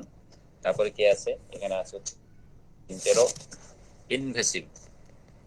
টোটাল 4টা টাইপ আমরা ইউজুয়ালি আমাদের এই বইতে পেয়েছি, এই জন্য আমরা 4টা নিয়ে কথা বলবো। এন্টেরো ইনভেসিভ, তারপর আছে এন্টেরো টক্সিজেনিক, হচ্ছে এন্টেরো হেমোরেজিক ইকোলাই, শর্টে লিখলাম। আচ্ছা, এইখানে 3জন, কোন 3জন, এই যে এই 3জন বেসিক্যালি কি করবে, এরা হচ্ছে ইনভেসিভ ডায়রিয়া করবে। ইনভেসিভ মানে কি, যেখানে ব্লাড এবং হচ্ছে যে স্টোল দুইটাই মিক্স থাকে। আর আরেকজন যেজন, সেটাকে এটা হচ্ছে এন্টেরোটক্সিজেনিক। এরা কি করে, এরা বেসিক্যালি হচ্ছে ওয়াটারি ডায়রিয়া করে। এটা একটু মাথায় রাখবেন। এন্টেরোপ্যাথোজেনিক যে, এ আবার কি বেশি চিলড্রেনের উপরে তার স্পেশাল অ্যাফিনিটি। বাচ্চাদের ক্ষেত্রে সে এন্টেরো ইনভেসিভ ডায়রিয়া হচ্ছে বেশি করবে, বা এবারে ইনভেসিভ ডায়রিয়া বেশি করবে এন্টেরোপ্যাথোজেনিক। তাহলে 3জন এন্টেরোপ্যাথোজেনিক, এন্টেরো ইনভেসিভ আর এন্টেরো হেমোরেজিক ইকোলাই। এর মাঝখানে বাচ্চাদের ক্ষেত্রে বেশি করবে কে, বাচ্চাদের ক্ষেত্রে বেশি করবে হচ্ছে যে এন্টেরোপ্যাথোজেনিক। আচ্ছা, আর এন্টেরোটক্সিজেনিকটা কি করবে, এটা করবে হচ্ছে যে ওয়াটারি ডায়রিয়া। এইখানে এন্টেরো হেমোরেজিক ইকোলাই এর আবার হচ্ছে একটা স্পেশাল সাব টাইপ আছে, এটাকে বলা হয় কি O157। এ আবার কি করে, এ হচ্ছে যে কয়েকটা স্পেশাল ডিজিজ করে। তার মধ্যে একজন হচ্ছে কি হেমোলাইটিক ইউরেমিক সিনড্রোম। এটা very very, haemolytic uraemic syndrome কে করবে, এন্টেরো হেমোরেজিক ইকোলাই করবে। হেমোলাইটিক ইউরেমিক সিনড্রোমে কি ঘটনা ঘটে, এখানে যেটা হয় সেটা হচ্ছে যে তিনটা ঘটনা ঘটে। এক নাম্বার হচ্ছে এখানে হচ্ছে যে হিমোলাইসিস হয়, এটা আপনারা খেয়াল করবেন, হিমোলাইসিস হবে এবং একই সাথে কি হয় থ্রম্বোসাইটোপেনিয়া থাকে, অর্থাৎ প্লেটলেটের কাউন্ট কমে যায়, পেনিয়া, এখানে অ্যাকিউট রেনাল ফেইলিওর ডেভেলপ করে। কারণ হেমোলাইটিক ইউরেমিক সিনড্রোম শুনে কিন্তু বোঝা যাচ্ছে হেমোলাইটিক মানে কি হিমোলাইসিস হবে, তার সাথে একটা খালি সেটা হচ্ছে থ্রম্বোসাইটোপেনিয়া হয়। আর ইউরেমিয়া মানে হচ্ছে ডেফিনেটলি রেনাল ফেইলিওর হইছে, কারণ ইউরিয়া লেভেল বেড়ে গেছে, সুতরাং অ্যাকিউট রেনাল ফেইলিওর হয়। হেমোলাইটিক সিনড্রোমটা কিন্তু আপনাদেরকে অবশ্যই মাথায় রাখতে হবে। তাহলে এন্টেরোহেমোরেজিক ইকোলাই আমাদের হেমোলাইটিক ইউরেমিক সিনড্রোম কিন্তু হচ্ছে। আচ্ছা, তাহলে আমরা এখান থেকে কয়েকটি কি take home message, take home meningitis এর পেছনে এবং আমাদের যে জেনেটিক এক্সামিনেশন ইনফেকশনের পেছনে মেইন অর্গানিজম হচ্ছে ইকোলাই। তার চারটা টাইপের কথা আমরা জানলাম, একজন বাদে বাকি তিনজনই এন্টার ইনভেসিভ করে, এর মাঝখানে হেমোরেজিক যেজন সে আবার কি হেমোলাইটিক ইউরেমিক সিনড্রোমও করে থাকে। তাহলে আমরা ইকোলাই সম্পর্কে জেনে গেলাম মোটামুটি, যা যা আমাদের পরীক্ষার জন্য ইম্পর্টেন্ট। এরপরে কে আছে ইকোলাইয়ের, যে আমাদের স্যালমোনেলা গ্রুপ। স্যালমোনেলার কথা আপনারা জানেন যে স্যালমোনেলা কি হয়, এটা কিন্তু দুই টাইপের হয়। সালমোনেলা যারা আছে এরা এবং ডিজিজ করে কি, একটা হচ্ছে কি সালমোনেলা টাইফয়েড, সালমোনেলা প্যারাটাইফি, তাই না? একটা কি টাইফয়েডও করে, আবার কি প্যারাটাইফয়েডও কিন্তু করে। এখন পরীক্ষার জন্য আমাদের কি কি ইনফরমেশন এখানে ইম্পর্টেন্ট। আচ্ছা, এখন আপনারা জানেন যে টাইফয়েডে কি হয়, এটা ক্লিনিক্যাল সিম্পটম কি? টাইফয়েডের ক্লিনিক্যাল সিম্পটম হচ্ছে, টাইফয়েডের ক্লিনিক্যাল সিম্পটম হচ্ছে আমরা জানি যে এখানে কি থাকে, যে ফিভার থাকে, তারপরে হচ্ছে অ্যাবডোমিনাল পেইন থাকে, সেকেন্ড একটু আমার ফিভার থাকে, অ্যাবডোমিনাল পেইন থাকে, তাই না? আচ্ছা, এর সাথে কিন্তু কয়েকটা পয়েন্ট আপনারা সবাই ছোটবেলা থেকে পড়ে আসতেছেন, সেটা কি যে ব্র্যাডিকার্ডিয়া বলে একটা কথা আছে, তাই না? এই জিনিসটা কিন্তু হচ্ছে আমাদের টাইফয়েডের ক্ষেত্রে থাকে। রিলেটিভ ব্র্যাডিকার্ডিয়া মানে কি, যে নরমালি বলে যে 1 ডিগ্রি সেন্টিগ্রেড টেম্পারেচার যদি আপনার বডিতে বাড়ে, তাহলে কি হচ্ছে আপনার হার্ট রেট কি 10 কিন্তু বেড়ে যাওয়ার কথা। কিন্তু দেখা গেল যে জ্বর অনেক বেশি 102 ডিগ্রি, বাট রোগীর আপনি হাতে টাচ করে দেখলেন যে তার পালস হচ্ছে 90। এটা তো মিললো না। এই যে জিনিসটা হয় হচ্ছে যে তার পারলো না, এটাকে আমরা কি বলি, রিলেটিভ ব্র্যাডিকার্ডিয়া বলি। এটা আপনারা সবাই জানেন। আর কি জিনিস আছে, আর একটা স্পেশাল, সেটা হচ্ছে এখানে কিন্তু রোজ স্পট। রোজ স্পট জিনিসটা কি, এটা বেসিক্যালি কিছু না, এটা হচ্ছে যে একটা ম্যাকিউলার লেশন। ম্যাকিউল মানে কি, যে এখানে হচ্ছে যে খুব ছোট ছোট সাইজের ডিসকালারেশন থাকবে এবং এটার উপরে যদি আপনি আঙ্গুল দেন স্কিনের উপরে, তাহলে ম্যাকিউলটাকে আপনি পালপেট করতে পারবেন না। এটাকে বলা হচ্ছে ম্যাকিউলার কিছু স্পট। এই স্পটগুলি সাধারণত চেস্টে বেশি থাকে, এটাকে বলা হচ্ছে কি রোজ স্পট। এই জিনিসগুলি কিন্তু টাইফয়েডের ফিচার। এই যে কয়েকটা কথা আপনার মাথায় রাখতে হবে। তাহলে একটা কি, যে হচ্ছে যে রিলেটিভ ব্র্যাডিকার্ডিয়া এবং একটা রোজ স্পট। আচ্ছা, টাইফয়েডের ক্ষেত্রে, টাইফয়েড এবং প্যারাটাইফয়েড আরেকটা জিনিস ইম্পর্টেন্ট, এবং সালমোনেলার ক্ষেত্রে যেটা কিছু কমপ্লিকেশন হয়। কিন্তু টাইফয়েড কি করে, টাইফয়েড কিন্তু আমাদের গল ব্লাডারে কিন্তু এটা কিন্তু রিজার্ভার হিসেবে থাকতে পারে এবং সে কি হচ্ছে ক্রনিক ক্যারিয়ার হিসেবে কিন্তু সে থাকতে পারে। বোঝা গেছে কি? তাহলে কি করতে পারে এবং ইন দি লং রান সে কিন্তু গল ব্লাডারে চুপ করে বসে থেকে লম্বা সময় ক্রনিক ক্যারিয়ার হিসেবে কিন্তু কাজ করতে পারে। এইটা একটা খুব ইম্পর্টেন্ট ইনফরমেশন। আরেকটা খুবই ইম্পর্টেন্ট ইনফরমেশন সালমোনেলার ক্ষেত্রে, সেটা হচ্ছে কিন্তু অস্টিওমায়ালাইটিস করতে পারে। এবং এটা পরীক্ষার প্রশ্ন, সেটা কি, যে patient with sickle cell anaemia তার অস্টিওমায়ালাইটিস হয়েছে কোন অর্গান দিয়ে, সেখানে একই সাথে স্ট্যাফিলোকোকাস অরিয়াসও থাকবে, আবার কি সালমোনেলাও থাকবে। এই যে আমরা একটু আগে বললাম যে অস্টিওমায়ালাইটিসের প্রধান কারণ হচ্ছে স্ট্যাফিলোকোকাস অরিয়াস, স্পেশাল কিছু সিনারিও ছাড়া। এক নাম্বার স্পেশাল সিনারিও হচ্ছে যদি সিকল সেল অ্যানিমিয়া রোগী হয়, তাহলে স্ট্যাফিলোকোকাস অরিয়াস কিন্তু প্রধান অর্গানিজম না, সেক্ষেত্রে অস্টিওলাইটিস করে সব থেকে কমন কোনজন, সে হচ্ছে সালমোনেলা। তাহলে patient of sickle cell anaemia with osteomyelitis কোন অর্গানিজম, সেটা হচ্ছে সালমোনেলা। সালমোনেলা সালমোনেলা এটা হচ্ছে আপনাদের সব সময় মাথায় রাখতে হবে, খুব ইম্পর্টেন্ট প্রশ্ন আমাদের এমআরসিএস পরীক্ষার জন্য। তাহলে কি বললাম আবার বলি, সিকল সেল অ্যানিমিয়া পেশেন্টের যদি অস্টিওমায়ালাইটিস হয়, তাহলে সেক্ষেত্রে অর্গানিজম কে, সেক্ষেত্রে অর্গানিজম হচ্ছে সালমোনেলা। আদারওয়াইজ অস্টিওমায়ালাইটিস দেখলেই কি মেরে দেবেন, মেরে দেবেন হচ্ছে স্ট্যাফিলোকোকাস অরিয়াসকে। তাহলে এটা গেল হচ্ছে আমাদের সালমোনেলার কিছু প্রাইমারি কথাবার্তা আছে। এরপরে আমরা চলে আসি হচ্ছে শিগেলা। শিগেলা তো আমরা জানি যে এটা হচ্ছে যে আমাদের ডিসেন্ট্রির পেছনে দায়ী। সুতরাং এটা হচ্ছে যে থেকে বেশি বেসিক্যালি আসলে বলার কিছু নাই। যে শিগেলা, শিগেলার আবার বিভিন্ন টাইপ আছে, আপনারা পড়ে আসছেন ছোটবেলায়। ফ্লেক্সিনারি, সোনে ইত্যাদি ইত্যাদি হাবিজাবি। তো এই শিগেলা ইম্পর্টেন্ট জিনিস হচ্ছে যেটা হচ্ছে ইনভেসিভ ডায়রিয়া করে। ইনভেসিভ ডায়রিয়া মানে কি? বেসিক্যালি ইনভেসিভ ডায়রিয়া যেহেতু ব্লাড আছে তার মানে এটা কি? এটা হচ্ছে বেসিক্যালি ডিসেন্ট্রি। কারণ ডিসেন্ট্রির পেছনে কিন্তু শিগেলা হচ্ছে খুব ইম্পর্টেন্ট একটা টপিক। তাহলে শিগেলার কারণটা আমরা পেয়ে গেলাম যে শিগেলা কি করে? এটা হচ্ছে যে আমাদের ইনভেসিভ ডায়রিয়া করবে। আচ্ছা, এরপরে আমরা আসি হচ্ছে যে আরেকজন খুব ইম্পর্টেন্ট টপিক, সেটা হচ্ছে ভিব্রিও কলেরি। ভিব্রিও কলেরি আপনারা জানেন যে এটা হচ্ছে যে কলেরার পিছনে দায়ী, এবং এই কলেরাও কিন্তু পরীক্ষার হলে সিনারিওতে আসে। হ্যাঁ, এবং বেসিক্যালি এটা কিভাবে আসবে? কলেরাটা তো বিদেশ তেমন একটা নাই, তার মানে আপনাকে একটা হিস্ট্রি দেবে যে সে বিদেশ থেকে ঘুরে আসছে, স্পেশালি ওরিয়েন্টাল রিজন থেকে। ওরিয়েন্টাল বলতে আমাদের সাবকন্টিনেন্টকে বোঝাচ্ছে, যে সাবকন্টিনেন্ট থেকে ঘুরে আসছে। এবং আরেকটা কি থাকবে বলবে যে হচ্ছে যে ভমিটিং এবং হচ্ছে রাইস ওয়াটারি ডায়রিয়া। এটা হচ্ছে খুবই খুবই খুবই ইম্পর্টেন্ট। এখানে কি? এটা হচ্ছে যে যে চালের যে পানি, চাল ধোয়া পানি, এটার মতো হচ্ছে যে আপনার লুজ মোশন হয়। সুতরাং প্রফিউজ ভমিটিং থাকবে এবং রাইস ওয়াটারি ডায়রিয়া থাকবে। পেশেন্ট খুব কুইকলি কি হবে? সে কিন্তু ডিহাইড্রেটেড হয়ে যাবে। এই ক্লুগুলি দেখে আপনাকে বুঝতে হবে যে patient is suffering from cholera. তাহলে খুবই ইম্পর্টেন্ট পয়েন্ট কোনটা? একটা হচ্ছে প্রফিউজ ভমিটিং এবং আরেকটা হচ্ছে কি? Rice watery diarrhoea. তাহলে এই দুইটা দেখে আপনাকে বুঝে যেতে হবে যেটা হচ্ছে ভিব্রিও কলেরি। তাহলে আমরা আরেকটা ভিব্রিও কলেরি সম্পর্কেও কিন্তু ইম্পর্টেন্ট পরীক্ষার প্রশ্নটা জেনে গেলাম। এবারে আমরা আবার চলে আসি আরেকজনের ক্ষেত্রে, সেটা হচ্ছে যে ক্যাম্পাইলোব্যাক্টর জেজুনি। এবং এই ক্যাম্পাইলোব্যাক্টর জেজুনির একটা অদ্ভুত ঘটনা আছে, সেটা আমরা কেউই জানতাম না এমআরসিএস করার আগে।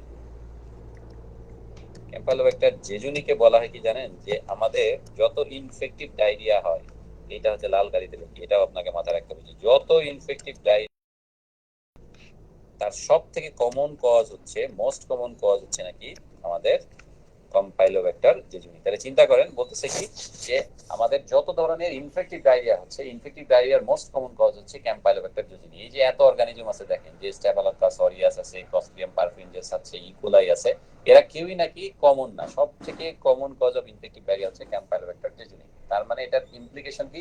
পরীক্ষার হলে কোনো সিনারিও যদি ক্লু বুঝতে পারতেছেন না, কোনো ক্লু ইন্ডিকেট করা নাই, বাট বলছে যেটা কি কারণে ডায়রিয়া হয় বলো, তাহলে আপনি কি করবেন? উত্তর সিলেক্ট করতে হবে ক্যাম্পাইলোব্যাক্টর জেজুনির কথা। এরকম যদি স্পেশাল কিছু সিনারিও দিয়ে দেয় যে খাওয়ার পরেই প্রচুর ভমিটিং শুরু হয়েছে, তাহলে আপনি স্টেফিলোকাস অরিয়াস দিলেন। খাওয়ার খানিকক্ষণ পরে প্রচুর ভমিটিং শুরু হয়েছে, তাহলে আপনি ক্লস্ট্রিডিয়াম দিলেন। বাট কোনো ক্লুই যদি না দেওয়া থাকে, তাহলে আপনাকে বলতে হবে কি? Campylobacter jejuni. কারণ ইনফেক্টিভ ডায়রিয়ার মোস্ট কমন কজ হচ্ছে ক্যাম্পাইলোব্যাক্টর জেজুনি। ওকে। আচ্ছা, আরেকটা জিনিস এখানে, যে ক্যাম্পাইলোব্যাক্টর জেজুনি সাথে কিন্তু বার্ডের একটা রিলেশন আছে। বলা হয় যে ধরেন যে খাবার আপনি মনে করেন বাইরে রাখছেন, যে একটু মুড়ি খাবেন, একটা কাক এসে হচ্ছে যে টুক করে দুইটা বাড়ি দিয়ে দুইটা মুড়ির নিয়ে চলে গেছে, ওই খাবার খেয়ে আপনার যদি ডায়রিয়া হয়, তাহলে কিন্তু এটা ক্যাম্পাইলোব্যাক্টর জেজুনি। অর্থাৎ বার্ডস এর সাথে কিন্তু তার একটা স্পেশাল রিলেশন আছে। আর কি আছে ক্যাম্পাইলোব্যাক্টর জেজুনির ক্ষেত্রে? জেজুনির আরেকটা খুব কমন জিনিস যেটা, সেটা হচ্ছে যে ক্যাম্পাইলোব্যাক্টর জেজুনি যে ইনফেকশন, এটা বেসিক্যালি যেটা করে সেটা হচ্ছে টার্মিনাল আইলিয়াম, হ্যাঁ, এবং সিকামকে ইনভলভ করে হয়। কাকে কাকে হয়? Terminal ileum and caecum. তো বেসিক্যালি যে পেট ব্যথাটা হয়, হ্যাঁ, সেটা কোন জায়গাতে হয়? রাইট আইলিয়াক ফসাতে কিন্তু প্রচুর পেট ব্যথা হয়। তো রাইট আইলিয়াক ফসাতে প্রচুর পেট ব্যথা, তার সাথে রোগীর ডায়রিয়া আছে, তাহলে কিন্তু আপনারা জানেন যে পেলভিক অ্যাপেন্ডিসাইটিস, তাই না? পেলভিক অ্যাপেন্ডিসাইটিসও কি হয়? সেখানে কিন্তু ডায়রিয়া থাকতে পারে, এবং হচ্ছে রাইট আইলিয়াক ফসাতে তো অবশ্যই পেইন থাকে। যে ক্যাম্পাইলোব্যাক্টর জেজুনি কিন্তু অ্যাকিউট অ্যাপেন্ডিসাইটিসের একটা ডিফারেনশিয়াল ডায়াগনোসিস। এটা কিন্তু মাথায় রাখতে হবে। হ্যাঁ, তাহলে কি হলো দেখেন, তিনটা ইম্পর্টেন্ট পয়েন্ট বললাম। Most common cause of infective diarrhoea birds এর সাথে রিলেটেড, এবং টার্মিনাল আইলিয়াম এবং সিকামের সাথে যেহেতু এটা বেশি রিলেটেড, সুতরাং কি হয়? রাইট আইলিয়াক ফসাতে পেন হয়, তার সাথে ডায়রিয়া আছে, ফলে এটা কি মনে হয়? যেটার একটা ডিগ্রি হচ্ছে পেলভিক অ্যাপেন্ডিসাইটিস। এবং আপনারা জানেন যে অ্যাপেন্ডিসাইটিসে কিন্তু জ্বর হয়, তার মানে ক্যাম্পাইলোব্যাক্টর জেজুনিতেও কিন্তু জ্বর থাকে। সুতরাং এখানে কিন্তু পাইরেক্সিয়াও চলে আসে। তাহলে জ্বরও থাকে এবং হচ্ছে যে আবার শালা ডায়রিয়াও হয়, এবং সবথেকে কমন কজ অফ ডায়রিয়া। এবং আরেকটা জিনিস খুব ইম্পর্টেন্ট, সেটা হচ্ছে কি মাথায় রাখতে হবে, যে আমরা জিবিএস এর কথা পরে কিন্তু গুইলিয়াম ব্যারে সিনড্রোম ডেভেলপ করতে পারে। এটা কিন্তু খুবই ইম্পর্টেন্ট, আপনাকে মাথায় রাখতে হবে। আর গুইলিয়াম ব্যারে সিনড্রোম ডেভেলপ না করলেও আরেকটা জিনিস কি হয়? সেটা হচ্ছে যে গিটে গিটে ব্যথা হয় এই ডায়রিয়া করে। এটাকে বলা হয় কি? Reactive arthritis. রিঅ্যাক্টিভ আর্থ্রাইটিস কি জিনিস? রিঅ্যাক্টিভ আর্থ্রাইটিস খুব সহজ। এটা হচ্ছে বেসিক অনেক ভাইরাল ইনফেকশনের পরে আমাদের কিন্তু হাত পা গিট ব্যথা করে। তার কারণটা কি? যে ওই ভাইরাসের এগেইনস্টে আপনার বডি কি তৈরি হচ্ছে, বা ব্যাকটেরিয়ার এগেইনস্টে যেটা হচ্ছে যে আপনার কিন্তু কিছু অ্যান্টিবডি তৈরি হয়, তাই না? যে অ্যান্টিজেন অ্যান্টিবডি যে কমপ্লেক্স, এরা কি করে? এরা কিন্তু সাইনোভিয়াল মেমব্রেনে যে ডিপোজিট করে। সাইনোভিয়াল মেমব্রেনে যে যদি অ্যান্টিজেন অ্যান্টিবডি কমপ্লেক্স ডিপোজিট করে তাহলে কি হয় আপনারা জানেন যে হাইপার সেন্সিটিভিটি রিঅ্যাকশন আছে অনেকগুলি, 4টা মতান্তরে 5টা। ওরা টাইপ 3 হাইপার সেন্সিটিভ রিঅ্যাকশনগুলি কিন্তু আমাদের এই গিটগুলিতে শুরু হয়ে যায়, ফলে কিন্তু আমাদের ব্যথা হয়। এই যে জিনিসগুলি যে কোনো একটা ইনফেকশনের পরে অ্যান্টিজেন অ্যান্টিবডি মিডিয়েটেড যে ব্যথাগুলি হয় গিটে গিটে, এটাকেই বলে রিঅ্যাক্টিভ আর্থ্রাইটিস। এই রিঅ্যাক্টিভ আর্থ্রাইটিসটা কিন্তু ক্যাম্পাইলোবেক্টার জেজুনির পরে কিন্তু কমন। তাহলে দেখেন ক্যাম্পাইলোবেক্টার জেজুনি খুব ইম্পর্টেন্ট একটা ডিজিজ, এবং এখান থেকে কিন্তু দেখেন অনেকগুলি প্রশ্ন আসতে পারে। 1 number most common cause of infective diarrhoea, 2 number point হচ্ছে কি বার্ডস এর সাথে রিলেটেড, 3 নাম্বার পয়েন্ট হচ্ছে অ্যাপেন্ডিসাইটিস এর সাথে এটা মিমিক করে, আর কি জিবিএস করতে পারে 4 নাম্বার পয়েন্ট, 5 নাম্বার হচ্ছে রিঅ্যাক্টিভ আর্থ্রাইটিস কিন্তু করতে পারে। তাহলে আমরা এখান থেকে কিন্তু ক্যাম্পাইলোবেক্টার জেজুনি জেনে গেলাম। এরপরে কি আছে আমাদের গ্রাম নেগেটিভ রডস এর মধ্যে, সে আছে হচ্ছে যে হেলিকোব্যাক্টার পাইলোরি। হেলিকোব্যাক্টার পাইলোরি কিন্তু একটা পরীক্ষার জন্য ইম্পর্টেন্ট প্রশ্ন। হেলিকোব্যাক্টার পাইলোরির কি কি জিনিস আমাদের জন্য লাগবে? 1 নাম্বার জিনিস যেটা, এটা যে এটা কি কি ডিজিজ করতে পারে। আপনারা জানেন যে হেলিকোব্যাক্টার পাইলোরি হচ্ছে আলসার করে। এখন কথা হচ্ছে কোন জায়গাতে আলসার করে, গ্যাস্ট্রিক নাকি ডিউডেনাল? সে কিন্তু দুই জায়গাতে আলসার করতে পারে, গ্যাস্ট্রিক এবং ডিউডেনাল দুই জায়গাতে কিন্তু আলসার করতে পারে। ডেভিডসনে মনে হয় কিছু একটা লেখা আছে, আমি ভুলে গেছি, এখানে স্পেশাল কোনো কথা ছিল আমার খেয়াল নাই। বাট আমরা আমাদের সার্জারির জন্য কি বলবো যে সে গ্যাস্ট্রিক আলসারও করতে পারে, ডিউডেনাল আলসারও করতে পারে। এখন এখানে একটা ঘটনা ঘটে, সেটা হচ্ছে কি যে এই যে আমাদের যে স্টোমাক, এই যে ধরেন যে স্টোমাক, এই যে স্টোমাক, হ্যাঁ, এটা হচ্ছে যে আমাদের কি এই যে এই জায়গাটুকু হচ্ছে আমাদের অ্যান্ট্রাম, তাই না? আমরা কি জানি যে আমাদের যে জি সেল ছিল, এই জি সেলগুলি বেসিক্যালি কোথায় ছিল? গ্যাস্ট্রিন সিক্রেটিং যে সেলগুলি সেগুলি কিন্তু অ্যান্ট্রামে ছিল, তাই না? এই যে অ্যান্ট্রামে ছিল, তাহলে এখানে জি সেলগুলি কিন্তু বেশি থাকে। তো হেলিকোব্যাক্টার পাইলোরি যদি এই গ্যাস্ট্রিক অ্যান্ট্রামকে বেশি ইনভলভ করে, ও যেটা করে যে এই যে জি সেল গ্যাস্ট্রিন সিক্রেশনটা কিন্তু বাড়ায় দেয়। তো গ্যাস্ট্রিন সিক্রেশন যদি বাড়ায় দেয় তাহলে কি হবে, আপনার পরিমাণ যদি বেড়ে যায় তাহলে কি হবে, আপনার কিন্তু অ্যাসিডিক ফ্লুইড যাবে কোথায়?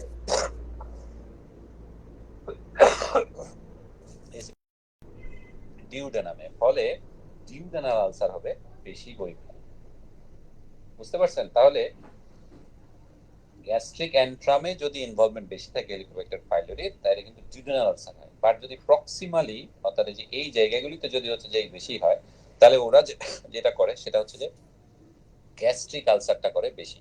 সেক্ষেত্রে কিভাবে সে করে, ও কিন্তু আর গ্যাস্ট্রিনের উপর কাজ করে না, ও নিজেই ডিরেক্ট স্টোমাকের সাথে কি করে, তার ওয়ালের একটা ইনফ্লামেশন ডেভেলপ করে। এই ইনফ্লামেশনের কারণে কিন্তু হচ্ছে গ্যাস্ট্রিক আলসার ডেভেলপ করে যায়। তাহলে দেখেন ডিউডেনাল আলসারটা কেন হচ্ছে, কারণ হচ্ছে এইচসিএল সিক্রেশন বাড়ায় দিচ্ছে বলে। আর গ্যাস্ট্রিক আলসারটা কেন হচ্ছে, সে ডিরেক্ট ওয়ালে হচ্ছে ইনভেড করতেছে এই কারণে। আর হেলিকোব্যাক্টার পাইলোরি কি করে, ও কিন্তু ইউরিয়াস সিক্রেট করে। এটা হচ্ছে একটা স্পেশাল ঘটনা। এরকম ইউরিয়াস সিক্রেট করে আর কে, প্রোটিয়াস নামক একটা, প্রোটিয়াস মিরাবিলিস নামক একজন বিখ্যাত ব্যাকটেরিয়া আছে, সেও কিন্তু ইউরিয়াস সিক্রেট করে থাকে। তো যাই হোক, এই ইনফরমেশনগুলি আপনারা একটু মাথায় রাখতে হবে। আরেকটা জিনিস খুবই ইম্পর্টেন্ট, হেলিকোব্যাক্টার পাইলোরির ক্ষেত্রে কি করে, ও তো হচ্ছে আলসার করতেছে, আর কি করে, আরেকটা জিনিস করে, সেটা হচ্ছে কিন্তু গ্যাস্ট্রিক কার্সিনোমা করতে পারে। বুঝতে পারছেন? সে কিন্তু গ্যাস্ট্রিক ক্যান্সারের পিছনে,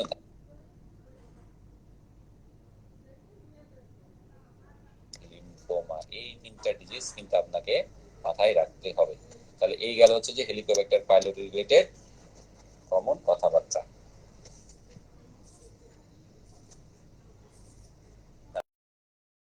একটা জিনিস হচ্ছে বলে ফেলছি, এইবার আমি স্পেশাল কয়েকটা কথা একটু বলবো। সেটা হচ্ছে যে আমরা স্ট্রেপ্টোকক্কাস, তাই না, যে স্ট্রেপ্টোকক্কাস ভিরিডেন্স, সেটা কি সে ডিজিজড যে আমাদের ভালভ সেটার উপরে কিন্তু কাজ করে, তাই না?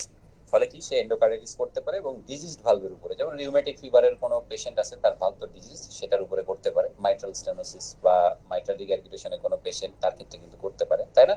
আর স্ট্যাফিলোকক্কাস এপিডার্মিডিসকে আমরা কি বললাম, যে কোনো প্রস্থেসিস, এনি প্রস্থেসিসে যদি, সেক্ষেত্রে কে দায়ী হওয়ার কথা, সেটা হচ্ছে স্ট্যাফিলোকক্কাস এপিডার্মিডিস কিন্তু দায়ী হওয়ার কথা। আচ্ছা, এখানে আমি একজনের কথা মিস করে গেছি, সেটা হচ্ছে কি স্ট্রেপ্টোকক্কাস বোভিস।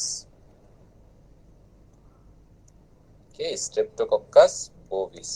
এই স্ট্রেপ্টোকক্কাস বোভিসের হচ্ছে একটা স্পেশাল ইমপ্লিকেশন আছে। এটা কি, এর সাথে হচ্ছে একজনের স্পেশাল রিলেশন, সেটা কি, কার্সিনোমা কোলনের রিলেশন। কার্সিনোমা কোলনের পেশেন্ট সিনারিওটা কি হবে, যে সাসপেক্টেড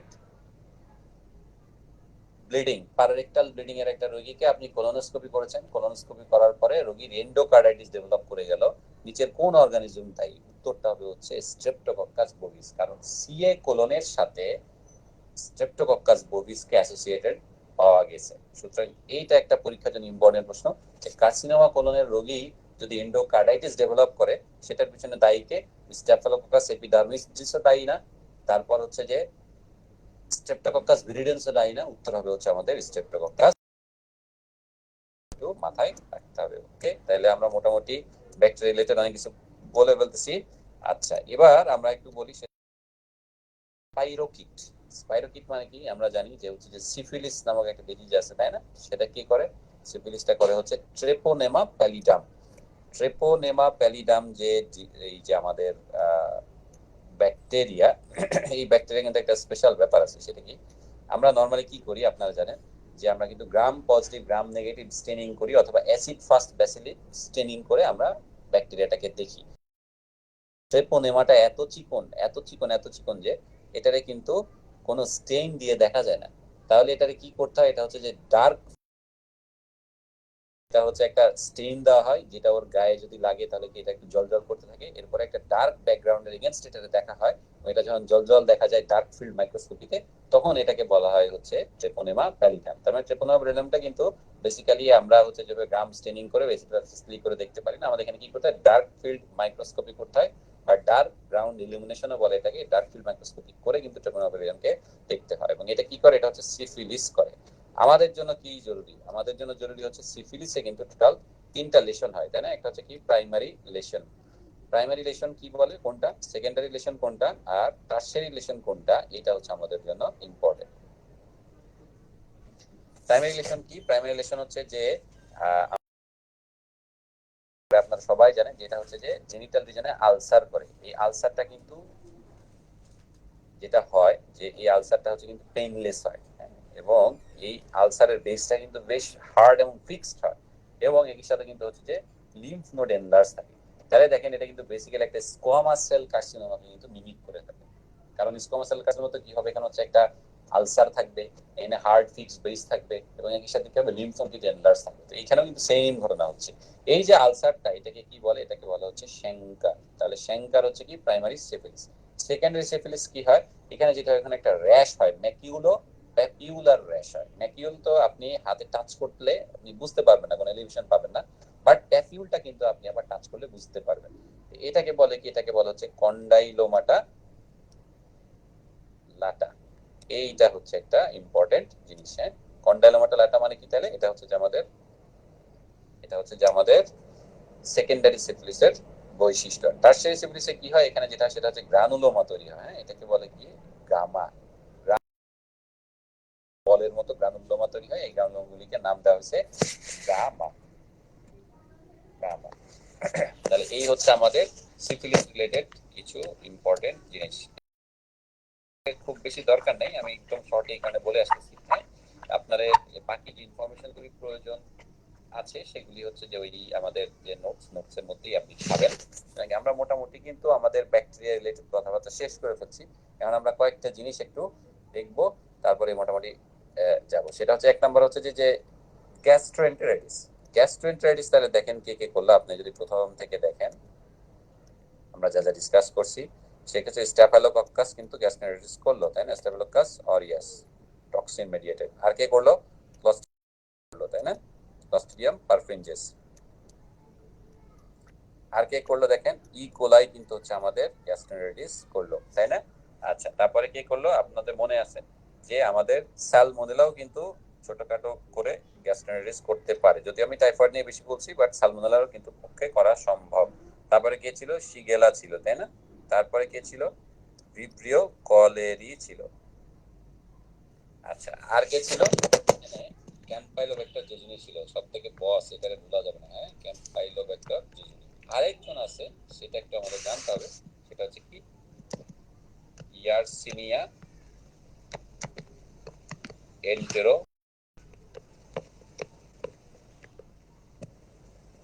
কোলাইটিকা।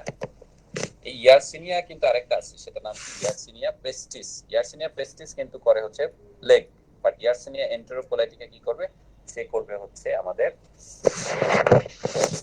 ডায়রিয়া। এখানে একটা ব্যাপার আছে, সেটা হচ্ছে যে এরাও কিন্তু ইয়ারসিনিয়া এন্টেরোকোলাইটিকা যে আছে, এরাও কিন্তু হচ্ছে একটা বৈশিষ্ট্য হচ্ছে যে ক্যাম্পাইলোব্যাক্টার জেজুনি যেরকম কি করে অ্যাকিউট অ্যাপেন্ডিসাইটিসকে মিমিক করে, ইয়ারসিনিয়া এন্টেরোকোলাইটিকাও কিন্তু অ্যাকিউট অ্যাপেন্ডিসাইটিসকে মিমিক করে।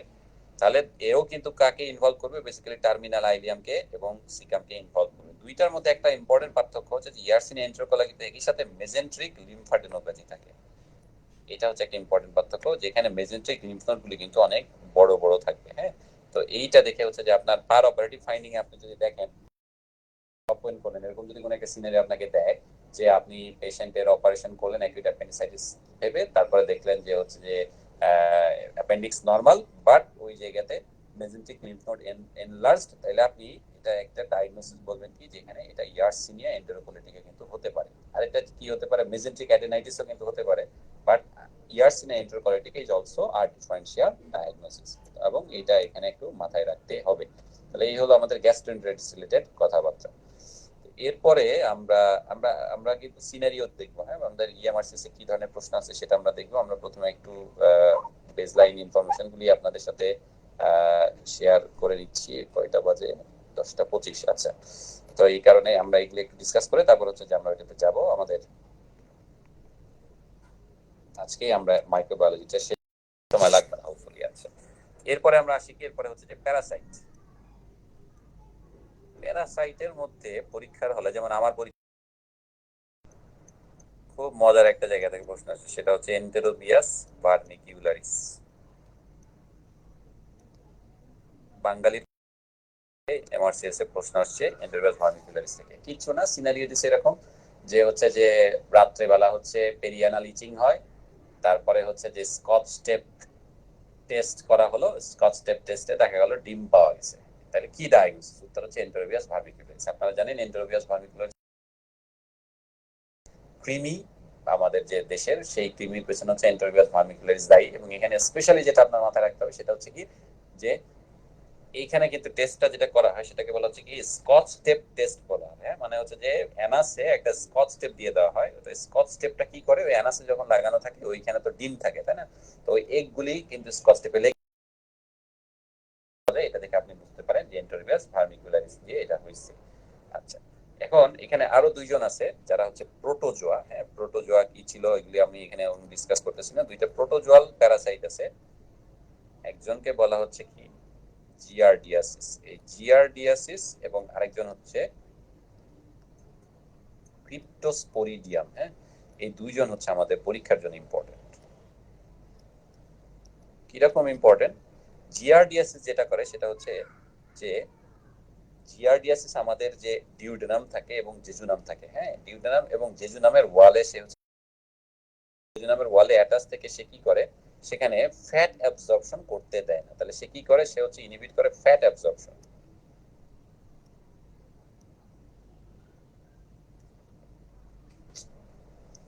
ফ্যাট অ্যাবজর্পশন, হ্যাঁ, ফ্যাট অ্যাবজর্পশনটা সে প্রিভেন্ট করে।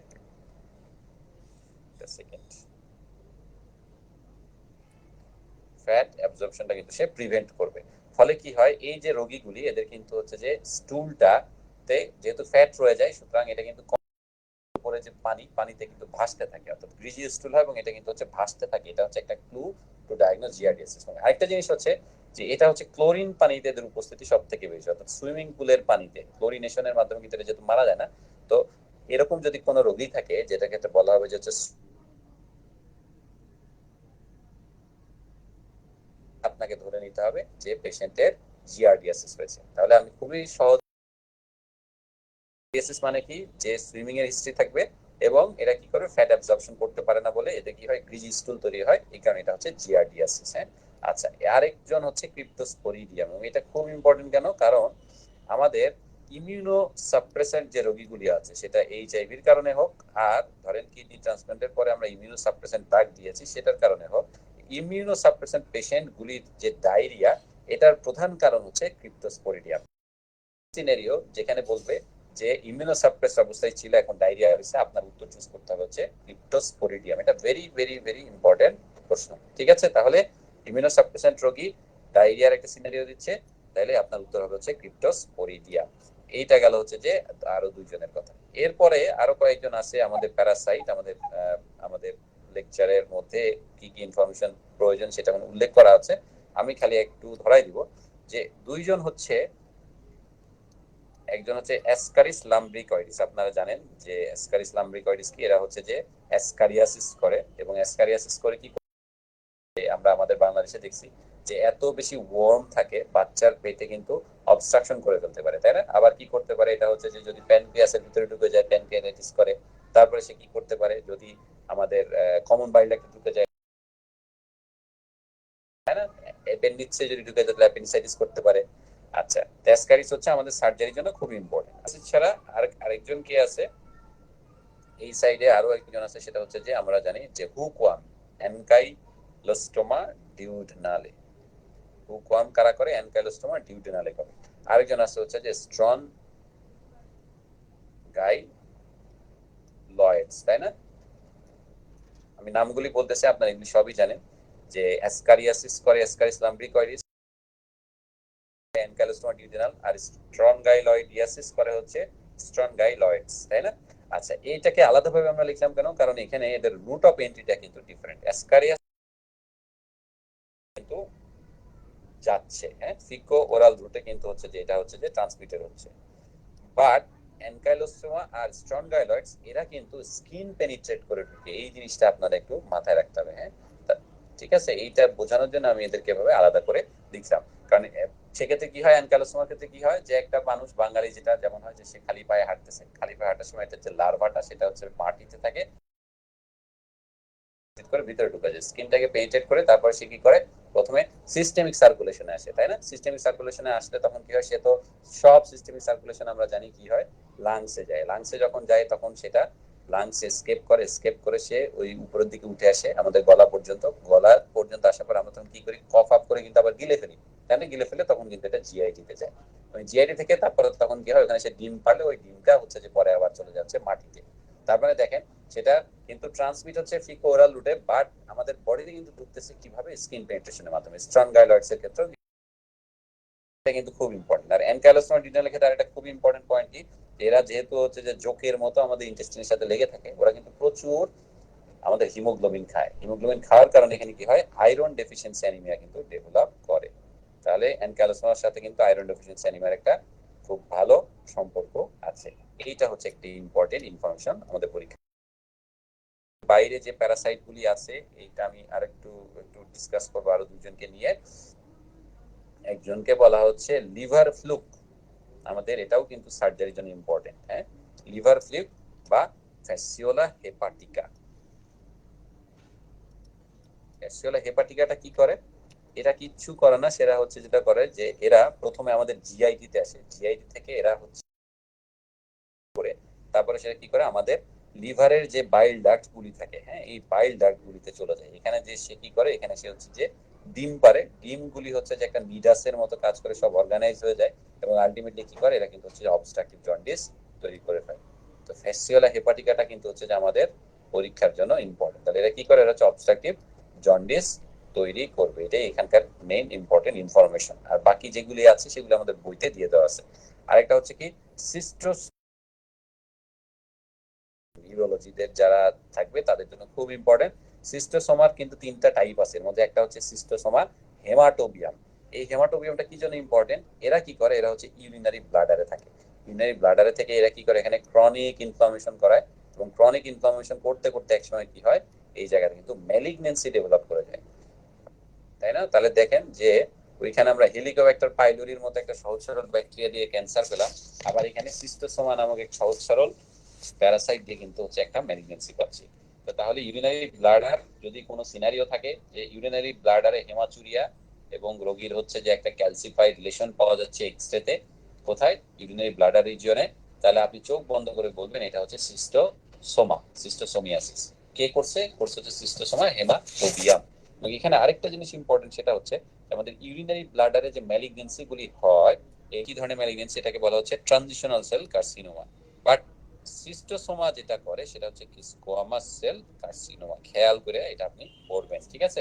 তাহলে কি যে আমাদের ইউরিনারি ব্লাডারের ম্যাক্সিমাম টিউমার হচ্ছে কি ট্রানজিশনাল সেল কার্সিনোমা, কারণ কি আপনারা জানেন যে আমাদের ইউরিনারি ব্লাডারের লাইনিং এপিথেলিয়াম তো ট্রানজিশনাল সেল এপিথেলিয়াম। বাট সিস্টোসোমা যেটা আছে, সিস্টোসোমার কিন্তু এপিথেলিয়াম কি, এটা হচ্ছে যে আপনার স্কোয়ামাস সেল কার্সিনোমা। সিস্টোসোমা কি করবে, সেটা কিন্তু ট্রানজিশনাল সেল এপিথেলিয়াম দিয়ে টিসিসি করবে না, সে কিন্তু ওইখানে পুরো মেটাপ্লাসিয়া করে স্কোয়ামাস সেল কার্সিনোমা তৈরি করবে। এইটা হচ্ছে এখানকার জন্য একটা ইম্পর্টেন্ট ইনফরমেশন, এটা আপনারা একটু মাথায় রাখবেন। আচ্ছা, এরপরে আমরা চলে আসি হচ্ছে যে আমাদের ভাইরাসের ক্ষেত্রে। ভাইরাসের ক্ষেত্রে আমাদের পরীক্ষার জন্য ইম্পর্টেন্ট হচ্ছে যে কোন কোন ভাইরাস থেকে কোন কোন ম্যালিগনেন্সি হয়, এটার একটা লিস্ট আমাদের নোটে আছে, আপনারা এটা পড়ে নেবেন, ওটা নিয়ে আমি ডিসকাস করব না। আমি এখানে কথা বলবো হচ্ছে যে হেপাটাইটিস বি নিয়ে।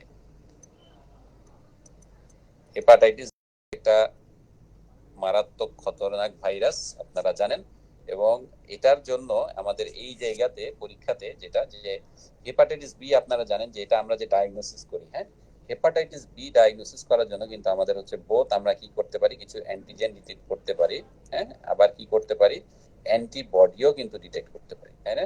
অর্থাৎ আমরা বোথ অ্যান্টিজেন এবং অ্যান্টিবডি দেখে বুঝতে পারি। আবার কি হেপাটাইটিস বি হচ্ছে একটা ডিএনএ ভাইরাস, তাহলে পিসিআর করে আমরা কিন্তু ডিএনএও কিন্তু চেক করতে পারি, এভাবে কিন্তু আমরা এটাকে ডায়াগনোসিস করতে পারি। এটার সাথে হেপাটাইটিস সি ভাইরাসের কিন্তু একটা পার্থক্য আছে, যেহেতু দুইজন কাছাকাছি, এই জন্য আমরা একসাথে আলোচনা করতেছি। যে হেপাটাইটিস সি কিন্তু আবার অ্যান্টিজেন ডিটেক্ট করার কোনো ওয়ে নাই। হেপাটাইটিস সি দিয়ে শুধু আমরা কি বুঝতে পারি, হেপাটাইটিস সি যখন আমরা টেস্ট করি অ্যান্টিবডিটা চেক করতে পারি।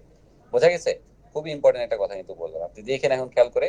আপনি ধরেন কোনো রিকুইজিশন দিচ্ছেন, সেখানে কিন্তু আপনি লিখতেছেন যে হচ্ছে যে hepatitis B HBs Ag antigen, তাই না? সেটাকে এইচবিএস এজি অ্যান্টিজেন দিয়ে কিন্তু আপনি বুঝতে পারতেছেন যে এটা হচ্ছে যে হেপাটাইটিস বি ভাইরাস। বাট এই হেপাটাইটিস সির জন্য টেস্ট দেন, তখন কিন্তু কি লেখেন, লিখেন অ্যান্টি এইচসিভি, অ্যান্টি এইচসিভি।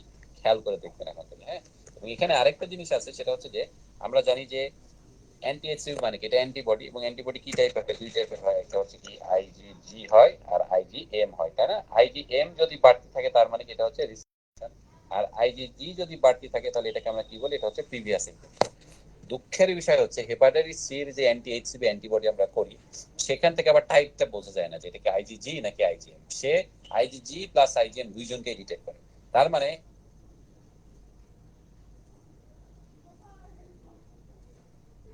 সি নাকি না হচ্ছে আগে কোন এক সময় হেপাটাইটিস সি হয়েছিল। আমি কি বুঝাইতে পারছি? সেটা হচ্ছে কি যে যদি বলতাম যে এটা হচ্ছে রিসেন্ট ইনফেকশন, আর যদি অ্যান্টি এইচসিভি আইজিজি আমি ডিটেক্ট করতাম তাহলে বলতাম যে এটা হচ্ছে ওল্ড ইনফেকশন। বাট এই অ্যান্টি এইচসিভি দিয়ে কিন্তু আপনি বুঝতে পারবেন না যেটা কি আইজিজি নাকি আইজিএম। তার মানে অ্যান্টি এইচসিভি তে আপনি বুঝতেছেন কি যে তার হয় এখন অ্যাক্টিভ ইনফেকশন আছে অথবা প্রিভিয়াসলি কোনো অ্যাক্টিভ ইনফেকশন ছিল। তাহলে তখন বোঝার উপায় কি, তখন আপনাকে যেটা করতে হবে যে হেপাটাইটিস বি যদিও ডিএনএ ভাইরাস, হেপাটাইটিস সি কিন্তু আরএনএ ভাইরাস। খেয়াল করে এটা মাথায় রাখতে হবে। আপনি পিসিআর করবেন, পিসিআর করে হেপাটাইটিস সি আরএনএটা চেক করবেন। হেপাটাইটিস সি আরএনএ এর পরিমাণ যদি বেশি থাকে তার মানে অ্যাক্টিভ ইনফেকশন আছে। বোঝা গেছে? সেভাবে কিন্তু চেক করতে হয়। তাহলে দেখেন, অ্যান্টিজেন অ্যান্টিবডি পিসিআর তিনটা দিয়েই কিন্তু আপনি টেস্ট করতে পারবেন, বাট হেপাটাইটিস সি ক্ষেত্রে শুধুমাত্র অ্যান্টিবডি আপনাকে বের করতে হবে। আরেকটা জিনিস কি, হেপাটাইটিস বি এর ক্ষেত্রে কি হয় আপনারা জানেন যে এখানে লিভার সিরোসিস হয়, আর কি হয়, হেপাটোসেলুলার কার্সিনোমা ডেভেলপ করে। হেপাটাইটিস সি এর ক্ষেত্রে সেম, এখানে লিভার সিরোসিস এবং কি হেপাটোসেলুলার কার্সিনোমা ডেভেলপ করে। বাট হেপাটাইটিস সি এর ক্ষেত্রে হেপাটোসেলুলার কার্সিনোমা ডেভেলপ করার চান্স কিন্তু অনেক অনেক অনেক বেশি, এটা আপনারা সবাই জানেন। আচ্ছা, এখানে আমি আরেকটা জিনিস একটু বলবো, সেটা কি যে হেপাটাইটিস বি এর ভ্যাকসিনেশন, এটা আমাদের জন্য তো অনেক ইম্পর্টেন্ট, তাই না? সেটা কি রকম, যে আমরা জানি যে হেপাটাইটিস সির জন্য আমরা কি তিনটা ডোজ কিন্তু নেই, 3 ডোজ, ঠিক আছে? তিনটা ডোজ নেই, এবং 5 বছর পরে আবার কি করি, 5 ইয়ার পরে একটা বুস্টার নেই, তার মানে টোটাল 4টা ডোজ। আমরা যারা হেলথ কেয়ার ওয়ার্কার, আমাদের জন্য কিন্তু এটা ম্যান্ডেটরি, তাই না? আবার এর বাইরে যারা হচ্ছে যে ইন্ট্রাভেনাস ইউজার, তারপরে যারা পেরিটোনিয়াল হিমোডায়ালাইসিস করবে, তারপরে যারা হচ্ছে যে সেক্স ওয়ার্কার, তাদের প্রত্যেকেরই কিন্তু হেপাটাইটিস বি এর প্রতি এগেইনস্টে ভ্যাকসিনেটেড থাকতে হবে। তাহলে কি করতে হয়, 3টা ডোজ দিতে হয় আর 5 বছর পরে একটা বুস্টার দিতে হয়। বাট কারো কারো ক্ষেত্রে কিন্তু ভ্যাকসিন নেওয়ার পরে কিন্তু কি করতে হবে, অ্যান্টিবডি টাইটারটা চেক করতে হবে, হ্যাঁ, অ্যান্টি এইচবিএস অ্যান্টিবডি টাইটারটা চেক করতে হবে। এন্ড চেক করার পরে কি দেখবেন আপনি, আপনি যদি দেখেন যে আপনার অ্যান্টি এইচবিএস অ্যান্টিবডি টাইটার মোর দেন 100 আছে, তার মানে আপনি খুব ভালো আছেন। আপনার ক্ষেত্রে প্রপার রেসপন্স তৈরি হয়েছে, আপনি হেপাটাইটিস বি এগেইনস্টে প্রোটেক্টেড, আপনাকে সেক্ষেত্রে কি করতে হবে, আপনি 5 বছর পর একটা নর্মাল বুস্টার ডোজ নেবেন, একটা সিঙ্গেল বুস্টার ডোজ, আর কিচ্ছু আপনার লাগবে না। কারো কারো ক্ষেত্রে কি হবে, যেটা টাইটারটা 10 থেকে 100-র মধ্যে থাকে, তার মানে কি এখানে আপনার রেসপন্স তৈরি হয়েছে বাট সাব অপটিমাল রেসপন্স, পুরোপুরি হয় না। সেক্ষেত্রে আপনি কি করবেন, আপনি তিনটা তো দিয়ে ফেলছেন অলরেডি, তাই না, আরো একটা ডোজ এক্সট্রা দিবেন। একটা ডোজ এক্সট্রা দেওয়ার পর 5 বছর পরে আবার আপনি বুস্টার দিবেন। রেসপন্স খুব পোর, ইন দ্যাট কেস আপনি কি করতে হবে, আপনি 3টা ডোজ দিছেন, কোনো লাভ হয় নাই, আপনাকে আরো 3টা ডোজ নিতে হবে এবং 5 বছর পরে বুস্টার নিতে হবে। এখন যদি এই 3টা নেওয়ার পরও তার না বাড়ে, তাহলে কি করতে হবে, আপনাকে হেপাটাইটিস বি ইমিউনোগ্লোবুলিন দিতে হবে, যদি আপনি এক্সপোজড হন তাইলে। তাহলে সহজভাবে বোঝা যাচ্ছে না, যদি প্রপার রেসপন্স হয় তাহলে নরমাল বুস্টার রেসপন্স হয়, একটা এডিশনাল ডোজ দিবেন, তার সাথে একটা বুস্টার ডোজ দিবেন। আর যদি কোনো রেসপন্সই না থাকে, আবার ফুল ভ্যাকসিনেশন দিতে হবে। ফুল ভ্যাকসিনেশন দেওয়ার পর এবারও যদি কোনো রেসপন্স না হয়, তাহলে তার কিছু করার নাই। আপনি যদি এক্সপোজ হন, তখন আপনাকে হেপাটাইটিস বি ইমিউনোগ্লোবিনটা দিয়ে দিতে হবে। এইটা গেল হচ্ছে আমাদের হেপাটাইটিস বি রিলেটেড কথা। এবার আমরা আরেকজন বসকে নিয়ে ডিসকাস করবো, সেটা হচ্ছে এইচআইভি।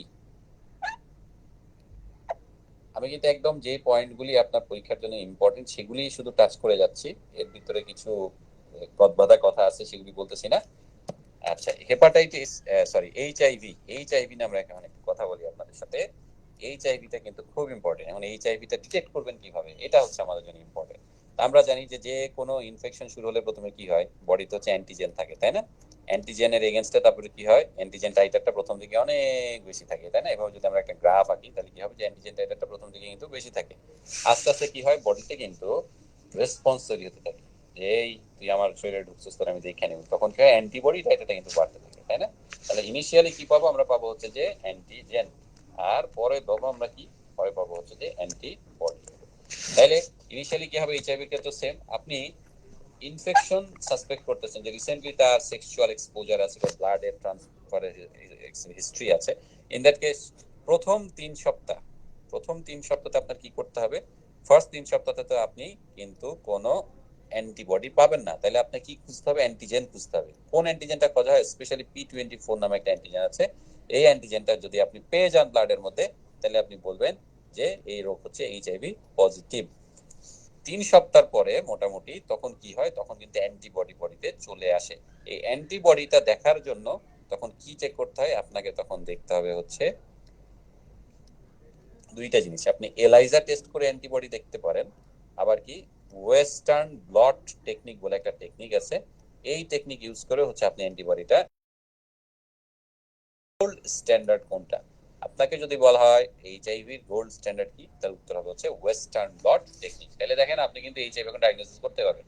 তাহলে প্রথমে কি করতে হবে, আপনাকে ডিটেকশন দেবে P24 অ্যান্টিজেন প্রথম দিকে যদি হয়, তাহলে তারপর মোটামুটি 1 মাস পরে আপনি কি দিবেন, আপনি কিন্তু অ্যান্টিবডি দিবেন। অ্যান্টিবডি কি দিবেন, ওয়েস্টার্ন ব্লট টেকনিক অথবা এলাইজা।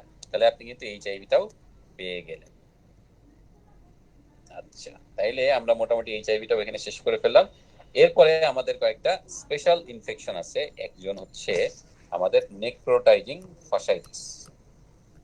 আমরা মোটামুটি কিন্তু ম্যাক্সিমাম পার্ট শেষ করে ফেলছি, আমরা এখন কয়েকটা স্পেশাল ইনফেকশন দেখে আমরা কোশ্চেন সার্চ করব। নেক্রোটাইজিং ফাসাইটিস এটা কি, এটা হচ্ছে একটা ভয়াবহ ইনফেকশন।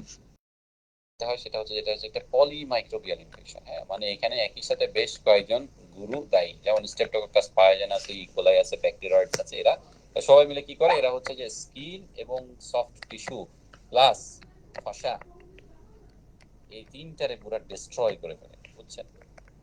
বাট মজার ব্যাপার হচ্ছে, ফাসা ডিস্ট্রয়েড হলেও আমাদের যে মাসল কিন্তু আবার স্পেয়ার্ড হয়, বুঝতে পারছেন? অর্থাৎ ফাসার জাস্ট নিচে যে মাসলটা, সেটা কিন্তু সেবার হচ্ছে ডিস্ট্রয়েড হয় না, উপরের এই 3জন শুধুমাত্র ডিস্ট্রয়েড হয়। এবং এখানে কি, এটা পলিমাইক্রোবিয়াল ইনফেকশন। এখানে কয়েকটা স্পেশাল ফিচার আছে, যেমন এখানে যেটা হবে যে স্কিনটা তো সোলেন হবে, তাই না?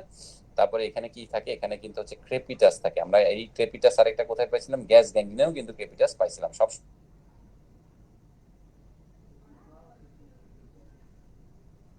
পাস বের হয়, এই পাসটার একটা নাম আছে, এটা বলে কি, খুব সুন্দর, এটা হচ্ছে ডার্টি ডিশ ওয়াশার পাস। মানে পাসটা হচ্ছে আর এটা কি, যে ডিশ ওয়াশ করার সময় যে ডার্টি ফ্লুইডটা থাকে না, কেমন একটা ধূসর কালারের বাজে কালার, এইটার মতো কালার থাকে হচ্ছে যে আমাদের এই নেক্রোটাইজিং ফাসাইটিসের ক্ষেত্রে। এই জিনিসগুলি খুব মজার এখানে। হ্যাঁ, আর আরেকটা কি এখানে যেটা হয় সেটা হচ্ছে যে নেক্রোটাইজিং ফাসাইটিস যদি আপনাকে কেউ বলে যেটা আপনি ডায়াগনোসিস করবেন কিভাবে, সব সময় মাথায় রাখতে হবে যে নেক্রোটাইজিং অলওয়েজ ক্লিনিক্যাল। এখানে আপনাকে কিছু করার সুযোগ নেই, আপনার দেখেই বুঝতে হবে যেটা হচ্ছে নেক্রোটাইজিং ফাসাইটিস। এখন নেক্রোটাইজিং ফাসাইটিস যেটা আমাদের পেরিনিয়ামকে ইনভলভ করবে এটার নাম হচ্ছে ফর্নিয়ার্স গ্যাংলিয়ন, আর আমাদের লোয়ার অ্যাবডোমেন বা ট্রাঙ্ককে ইনভলভ করবে যেটা, সেটারে বলা হচ্ছে মেলানিস সিনার্জিস্টিক গ্যাংলিয়ন। তাহলে পেরিনিয়ামে যদি হয় তাহলে এটাকে আমরা বলবো কি ফর্নিয়ার। সবাই জানেন যে ফর্নিয়ার্সে কি হয়, একদম পুরো পেনিসের স্কিন পুরো ডিস্ট্রয়েড হয়ে যায়। আর যদি এটা হচ্ছে ট্রাঙ্কে হয়, মানে স্পেশালি লোয়ার ট্রাঙ্ক পেট পর্যন্ত চলে যায়, তাহলে পেনিস সিনার্জিস্টিক গ্যাংলিয়ন। এটা যে কি বিভৎস, আনবিলিভেবল। এবং আমি একটা পেশেন্ট দেখছিলাম আপনার, যে তার প্রথমে হচ্ছে যে, এবং এগুলি কিভাবে শুরু হয়, ডায়াবেটিক পেশেন্টের ক্ষেত্রে শুরু হয়। দেখা গেল যে পেরিয়ানাল অ্যাবসেস হয়, পেরিয়ানাল অ্যাবসেস পরে এটা স্টেন্ড করে হচ্ছে যে আপনার স্ক্রোটামে। ফর্নিয়ার্স গ্যাংলিয়ন একদম ওভারনাইট, ফর্নিয়ার্স গ্যাংলিয়ন থেকে তারপরে একদম মেলানিস সিনার্জিস্টিক গ্যাংলিয়ন হয়ে যায়। এই কারণে কিন্তু পেরিয়ানাল অ্যাবসেসকে বলা হয় খুব আর্জেন্ট এটা হবে। এবং এরকম কোনো কেস যদি আপনারা আপনাদের কোনো রিলেটিভ আত্মীয়স্বজনের মধ্যে পান, পেরিয়ানাল অ্যাবসেস নিয়ে কোনো হেলাফেলা করা যাবে না, ইমিডিয়েটলি অ্যান্টিবায়োটিক শুরু করে বলতে হবে যে হচ্ছে আপনি এটা ড্রেন করে ফেলেন। বোঝা গেছে কি? নাহলে কিন্তু একদম ভয়াবহ অবস্থা হয়। আমি যখন জব করতাম, কেস পাইছিলাম 45 ইয়ার্স এর একটা মেল, তার হচ্ছে যে আপনার পেরিয়ানাল অ্যাবসেস থেকে মেলানিস সিনার্জিস্টিক গ্যাংলিয়ন হয়ে একদম ফর্নিয়াস প্লাস মেলিনিস সিনার্জিস্টিক গ্যাংলিয়ন। লোকটা খুবই লাকি ছিল। 45 দিন হসপিটালে ভর্তি থাকার পরে আমরা হচ্ছে যে বারবার তাকে ওটিতে নিয়ে নিয়ে ড্রেসিং করতাম। এবং আপনারা জানেন কিনা জানি না যে আমাদের যে বিসিপিএসটা হচ্ছে Bangladesh college of physician and surgeon, এটার আগের যে প্রেসিডেন্ট ছিলেন প্রফেসর সানোয়ার স্যার, উনি খুব বিখ্যাত একজন সার্জন, উনি স্কোয়ারে বসেন, উনাকে রেফারেল দেওয়া হলো। স্যার তো পুরা রোগীকে নিয়ে পুরা অ্যাবডোমেন কেটে কুটে, মানে জাস্ট আনবিলিভেবল। এখানে নেক্রোটাইজিং ফাসাইটিসের ট্রিটমেন্টের প্রিন্সিপাল হচ্ছে যে এখানে আপনাকে মানে মার্সিলেসলি যত ডেড টিস্যু থাকবে কেটে ফেলতে হবে। এটা পরবর্তীতে আপনি কিভাবে ক্লোজ করবেন, কি কাটতেছেন দেখার কিছু নাই, যে জায়গায় মানে পুরা অ্যাবডোমেন ফাড়া ফাড়া করে দেওয়া ছিল, এরকম একটা অবস্থা। এই রোগীটা 45 দিন ড্রেসিং করার পরে পুরোপুরি ভালো হয়ে তারপর হচ্ছে বাসায় গেছে। তো আনবিলিভেবল আর কি। আমার সবসময় মনে থাকে এই কেসটা, কারণ এটা খুবই বিভৎস একটা ডিজিজ এবং এটার যে ট্রিটমেন্ট সেটাও খুব বিভৎস। বাট আলটিমেটলি ভাগ্য ভালো থাকলে রোগী কিন্তু হচ্ছে সার্ভাইভ করে যায়। তো নেক্রোটাইজিং ফাসাইটিস খুবই বাজে একটা ডিজিজ। তাহলে আমরা বুঝলাম যে এটা হচ্ছে একটা পলিমাইক্রোবিয়াল ডিজিজ, এটার বেশ কিছু ফিচার আছে এবং এটা হচ্ছে ক্লিনিক্যাল ডায়াগনোসিস, এবং এটার ট্রিটমেন্ট হচ্ছে কি সার্জিক্যাল ডিব্রাইডমেন্ট আর হচ্ছে ব্রড স্পেকট্রাম অ্যান্টিবায়োটিক। আচ্ছা, এটা গেল হচ্ছে একটা। এরপরে হচ্ছে যে আমাদের কি আছে, অস্টিওমায়ালাইটিস আছে। অস্টিওমায়ালাইটিস আমরা অলরেডি কিন্তু বলছি যে সবথেকে কমন হচ্ছে কি স্টেফিলোকোকাস অরিয়াস, আর যদি আমাদের সিকল সেল অ্যানিমিয়া থাকে তাহলে কমন হচ্ছে স্যালমোনেলা। আচ্ছা, এর বাইরে আছে কি সেপটিক আর্থ্রাইটিস। সেপটিক আর্থ্রাইটিসটা আমাদের জন্য, আমি এখন তাইলে আমরা এই জিনিসগুলি যেহেতু নোটসে আছে, আমি একটু নোটসটা আপনাদের সাথে একটু পরে আপনাদেরকে দিয়ে দেবো। একটু নিচের দিকে নামি, এই যে আগেও যেরকম ছিল এরকম যে খুব ইম্পর্টেন্ট পয়েন্টগুলি লাল কালিতে দেয়া, কালো কালিতে দেয়া, এভাবে জাস্ট জায়গায় আছে, আপনারা ইজিলি পড়তে পারবেন। ও আচ্ছা, এখানে একটা ইম্পর্টেন্ট টপিক আছে, সেটা হচ্ছে যে mechanism of action of antibody. কিন্তু খুব ইম্পর্টেন্ট, এখান থেকে কিন্তু প্রশ্ন আসবে একটা। হ্যাঁ, এটা মুখস্থ। হেপাটাইটিস বি, সি এগুলি নিয়ে আমরা অলরেডি ডিসকাস করছি, আপনি রিডিং করলেই দেখবেন যে অনেক কিছু আমাদের বলা হয়ে গেছে কথার মধ্যে। এইচআইভি, অনকো ভাইরাস কি কি আছে, হ্যাঁ, মেলানিস গ্যাংগ্রিন।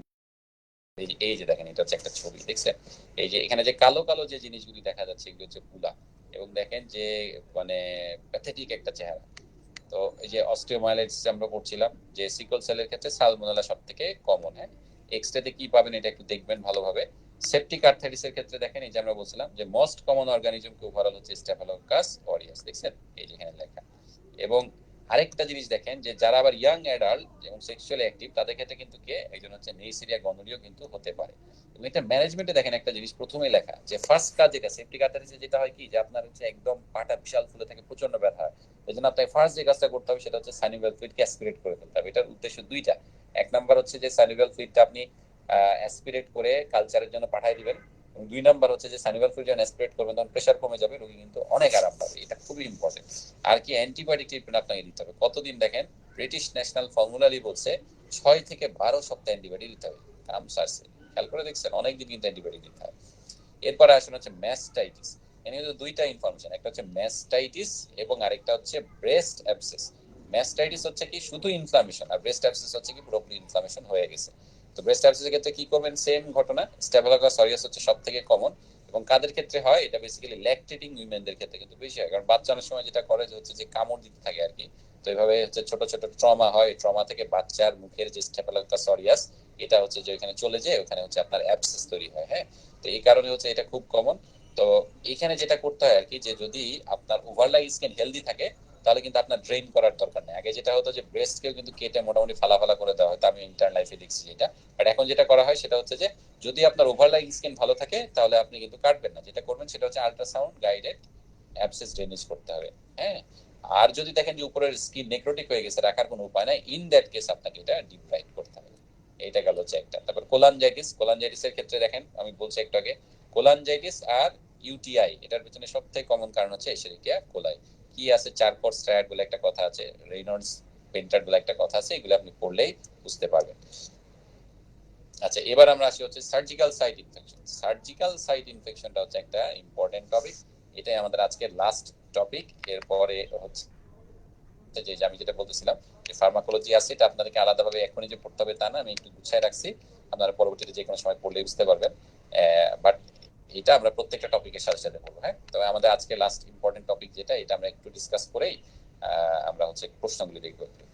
আচ্ছা, সার্জিক্যাল সাইট ইনফেকশন পরীক্ষার হলের একটা কমন প্রশ্ন, সেটা কি যে সার্জিক্যাল সাইট ইনফেকশন কি জিজ্ঞেস করে, যে কোনো একটা অপারেশন দিয়ে জিজ্ঞেস করবে আপনাকে যে হচ্ছে এক্ষেত্রে ইনফেকশন হওয়ার রেট কত। বুঝতে পারছেন? তো আমরা যদি বলি সার্জিক্যাল সাইট ইনফেকশন, যে আমাদের যে সার্জারি যেগুলি থাকে বা ওন যে ক্রিয়েট করি আমরা, ওনটা কিন্তু চার টাইপের হয়। একটা হচ্ছে ক্লিন ওন, দুই নাম্বার হচ্ছে কি ক্লিন কন্টামিনেটেড ওন। যদি এমবিবিএস লেভেলে পড়ে আসছেন, বাট নর্মালি কেউই এভাবে আসলে বুঝে পড়ে আসে না। তিন হচ্ছে কন্টামিনেটেড ওন, আমি আপনাদের একটু বোঝানোর চেষ্টা করব উদাহরণ দিয়ে। কন্টামিনেটেড ওন, আর চার নাম্বার হচ্ছে ডার্টি ওন। এই চার টাইপের ওন্ড আমরা ক্রিয়েট করতে পারি সার্জিক্যালি। হ্যাঁ, ক্লিন ওন্ড মানে কি? ক্লিন ওন্ড মানে হচ্ছে যে এটা এমন একটা অপারেশন, এখানে আপনি কোনো ভিসকাস ওপেন করবেন না। ভিসকাস মানে কি? মনে করেন যে কোনো স্টোমাক ওপেন করেন নাই, ইন্টেস্টিন ওপেন করেন নাই, কোনো ব্লাডার ওপেন করেন নাই, কোনো হার্ট ওপেন করেন নাই, কোনো ভিসকাস ওপেন করেন নাই, এটাকে বলা হচ্ছে ক্লিন ওন্ড। তাইলে ক্লিন ওন্ডের উদাহরণ কি? ক্লিন ওন্ডের একটা উদাহরণ হচ্ছে ধরেন ভেরিকোজ ভেন সার্জারি করলেন। হ্যাঁ, তো আপনি পুরা হচ্ছে এই একটা ফ্লেভেক্টমি করে ফেললেন, এখানে কিন্তু আপনি কোনো ভিসকাস ওপেন করেন না, এটা হচ্ছে একটা ক্লিন ওন্ড। তারপরে ধরেন যে আপনি হার্নিয়া অপারেশন করলেন, এটাও কিন্তু একটা ক্লিন ওন্ড। আচ্ছা, ক্লিন কন্টামিনেটেড ওন্ড কি? যেখানে আপনি ভিসকাস ওপেন করবেন, বাট যে ভিসকাসটা ওপেন করবেন ওইটাতে কোনো অ্যাক্টিভ ইনফ্লামেশন নাই। হ্যাঁ, নো ইনফ্লামেশন। বোঝা গেছে? তো উদাহরণ কি? উদাহরণ হচ্ছে যে মনে করেন যে আপনার রোগী আপনার কাছে আসছিল, কোলেলিথিয়াসিস নিয়ে আসছে, এই মুহূর্তে তার কোনো অ্যাকিউট কোলেসিস্টাইটিস নাই, আপনি এই রোগীর গল ব্লাডার কাটলেন, তাহলে কি হবে? এটা হবে হচ্ছে ক্লিন কন্টামিনেটেড ওন্ড, কারণ এখানে আপনি কিন্তু গল ব্লাডার ওপেন করলেন, এটা একটা ভিসকাস। বাট যেহেতু এটা একটা ইলেকটিভ কোলেসিস্টেক্টমি, তার মানে এখানে কোনো অ্যাকিউট ইনফেকশন নাই, সুতরাং এটা হচ্ছে কি clean contaminated wound. Contaminated wound কি? এখানে ভিসকাস আপনি ওপেন করছেন এবং ইনফ্লামেশনও আছে। যেমন কি, আপনি ধরেন একটা রোগী আসছে অ্যাকিউট কোলেসিস্টাইটিস নিয়ে, আমরা অ্যাকিউট কোলেসিস্টাইটিস হলে কি করি? কোলেসিস্টেক্টমি করে ফেলি, ইমার্জেন্সি কোলেসিস্টেক্টমি। যখন আপনি ইমার্জেন্সি কোলেসিস্টেক্টমি করবেন, যে অলরেডি আপনি ভিসকাস ওপেনও করলেন, আবার যদি অ্যাকিউট কোলেসিস্টাইটিস আছে, তার মানে কি ইনফ্লামেশনও কিন্তু আছে। এটা তাহলে হয়ে গেল কন্টামিনেটেড। ডার্টি ওন্ড মানে কি? মনে করেন একদম পুরো আপনার গল ব্লাডার ভর্তি পাস, এমপাইমার অপারেশন আপনি যখন করবেন, তখন এটা হচ্ছে ডার্টি ওন্ড। হোপফুলি আপনারা সব এটা ধরতে পারছেন। কারো কোনো কনফিউশন থাকলে আমাকে জানাইতে পারেন। তাহলে দেখেন, ক্লিন ওন্ড মানে কি? কোনো ভিসকাস ওপেন নেই, এটা হচ্ছে varicose when surgery. Clean contaminated মানে কি? ভিসকাস ওপেন হচ্ছে বাট কোনো ইনফ্লামেশন নাই, যেমন ইলেকটিভ কোলেসিস্টেক্টমি। কন্টামিনেটেড ওন্ড কখন হয়? যখন অ্যাকিউট কোলেসিস্টেক্টমি করতেছেন অ্যাকিউট কোলেসিস্টাইটিসের জন্য, তখন এটা হচ্ছে কন্টামিনেটেড। আর যখন এমপাইমার জন্য কোলেসিস্টেক্টমি করতেছেন, তখন কিন্তু এটা হচ্ছে ডার্টি ওন্ড। এখন এই তিন টাইপের ওন্ডের জন্য কিন্তু চার টাইপের ওন্ডের জন্য কিন্তু আপনার চার ধরনের সার্জিক্যাল সাইট ইনফেকশন হওয়ার সম্ভাবনা থাকে। এখন এই জিনিসটাই পরীক্ষার হলে আসে যে কোন টাইপের ওন্ডে কি ধরনের সার্জিক্যাল সাইট ইনফেকশন হয়। যেমন এই যে দেখেন এখানে একটা আছে যে যদি আপনার ক্লিন ওন্ড হয়, তাহলে সেক্ষেত্রে আপনি যদি কোনো অ্যান্টিবায়োটিক না দেন, তাহলে 100 রোগীর যদি আপনি ভ্যারিকোজ ভেন সার্জারি করেন এবং কারো ক্ষেত্রে আপনি কোনো অ্যান্টিবায়োটিক ব্যবহার না করেন, তাহলে 98 থেকে 99 জনেরও কোনো ইনফেকশনই হবে না, আপনি কোনো অ্যান্টিবায়োটিক ব্যবহার না করেন। কত? 1 to 2%। ক্লিন কন্টামিনেটেড ওন্ডের ক্ষেত্রে কি এটা 6 থেকে 9%। অর্থাৎ আপনি যদি ইলেকট্রিক কোলেসিস্টেক্টমি করেন 100 জনের করলে 90 জনের 91 থেকে 94 হবে না। কন্টামিনেটেড যদি করেন, অর্থাৎ যদি আপনি অ্যাকিউট কোলেসিস্টেক্টমি করেন, তাহলে কি দেখেন 13 to 20% হচ্ছে ইনফেকশনের রেট। তার মানে 87 থেকে 80 পর্যন্ত মানুষ 100 জনের করলে তাদের হচ্ছে কোনো ইনফেকশন হবে না, বাকি 13 থেকে 20 জনের ইনফেকশন হবে। আর ডার্টি ওন্ড যদি হয়, অর্থাৎ এনপাইমা গল ব্লাডারের অপারেশন আপনি করেন, তাহলে আপনি যদি কোনো অ্যান্টিবায়োটিক নাও দেন, তাও কিন্তু 60 জন রোগী ভালো হয়ে যাবে, 40 জন হচ্ছে ফুটুস। এই রেটটা হচ্ছে পরীক্ষার হলে আসে। এইটা হচ্ছে যে আপনাদেরকে একটু জানতে হবে। এরপরে মোটামুটি আমাদের ফার্মাকোলজি রিলেটেড প্রশ্ন আছে। আমি বারবার বলতেছি এটা আমি আজকে ডিসকাস করব না, প্রতিটা টপিক ডিসকাস করার সময়, যেমন next step peri operative class আছে, তো পেরি অপারেটিভ আমাদের পরের ক্লাস হচ্ছে সোমবারে, সেটা হচ্ছে ট্রমা, খুবই ইম্পর্টেন্ট টপিক, ওটা আমাদের খুব ভালোভাবে পড়তে হবে, পড়তেও ভালো লাগে ওই টপিক, ওইটা আমরা ডিসকাস করবো। এরপরে পেরি অপারেটিভ কেয়ার আছে, ওইটা করার সময় মোটামুটি অ্যানেস্থেসিয়া রিলেটেড যে ড্রাগগুলি আছে ওইগুলি কিন্তু আপনারা জেনে যাবেন। সুতরাং এগুলো আলাদাভাবে পড়ার দরকার নাই। আমরা দেখি যে পরীক্ষাটা সেটা মেইনলি আমি মাইক্রোবায়োলজির উপরেই দিব, আর এটা একসাথে দিয়ে রাখা হয়েছে যাতে আপনি সহজে সবকিছু মাথায় রাখতে পারেন, এই জন্য আর কি, পরবর্তীতে যাতে হচ্ছে ইজিলি এটা রিভিশন দিতে পারেন, এই জন্য এটা ভাবে দেওয়া হয়েছে। তো আমরা তাহলে এখন হচ্ছে যে প্রশ্নগুলো দেখি, আপনারা সবাই একটু অ্যাক্টিভলি পার্টিসিপেট করবেন হোপফুলি। আচ্ছা, সবাই একটু দেখেন প্রথম প্রশ্নটা, দেখেন কি বলা, which of the following is not a feature of Campylobacter jejuni infection? নিচের কোনটা Campylobacter jejuni infection এর ফিচার না, বলেন।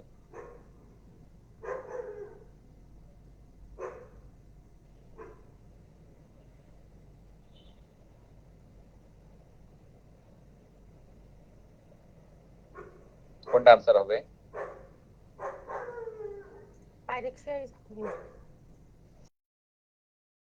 Very good. আমরা তো একটু আগে বলছিলাম তাই না যে এটা হিট অ্যাপেন্ডিসাইটিসকে মিমিক করে, সুতরাং এখানে কিন্তু জ্বরও আসে, বাকি সবগুলি কিন্তু এটার জন্য ক্যাম্পাইলোব্যাক্টার জেজিনির জন্য ট্রু। তাহলে এটা হচ্ছে একটা আমরা পেয়ে গেলাম। আচ্ছা, পরের প্রশ্নটা একটু দেখেন তো। 23-year-old man is readmitted following a difficult appendectomy. Difficult appendicectomy করা হয়েছে, করার পরে ছেড়ে দিয়েছিলাম, আবার তাকে ভর্তি করছি। কেন? তার কারণ হচ্ছে তার ওন্ড ইজ ইরাইথেমাটাস, উপরে আবার কাটা হলো, দেখা গেল foul smelling pass is drain. Which of the organism listed below is responsible? কোনটা? ই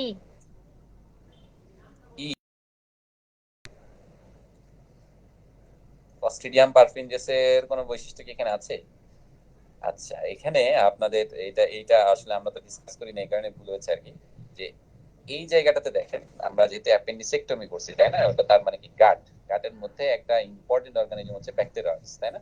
আর ব্যাকটেরিয়াইডস এর ক্ষেত্রে একটা হলমার্ক হচ্ছে এখানে ফাউল স্মেলিং পাস থাকবে, বুঝছেন?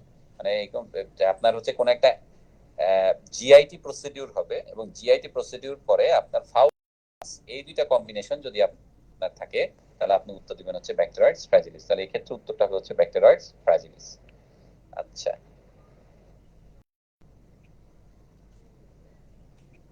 আচ্ছা, এইটা এখন কি হবে দেখেন তো, যে 30-year-old aid worker becomes unwell whilst helping at the scene of a recent earthquake. Recent earthquake হয়েছে, ওখানে সে হেল্প করছিল। He develops vomiting and soon afterwards a diarrhea that is loose and extremely watery.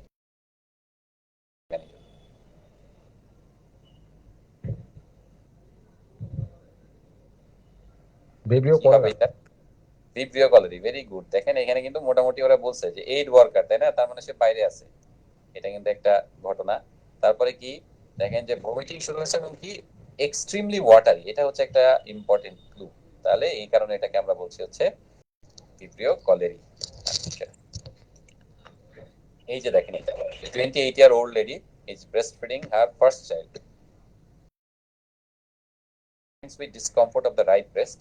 Clinical examination demonstrates erythema, an area that is fluctuant. Aspiration and culture of the fluid is most likely to demonstrate infection with which of the following organism? তাহলে এটা কি case? এটা কিন্তু হচ্ছে যে breast abscess, তাই না? স্টেফিলোকোকাস aureus. হ্যাঁ, একদম ইজি। এই ধরনের প্রশ্ন কিন্তু আসে, বুঝছেন, তবে দুশ্চিন্তার কিছু নাই। হ্যাঁ, আচ্ছা, এবার দেখেন যে এখানে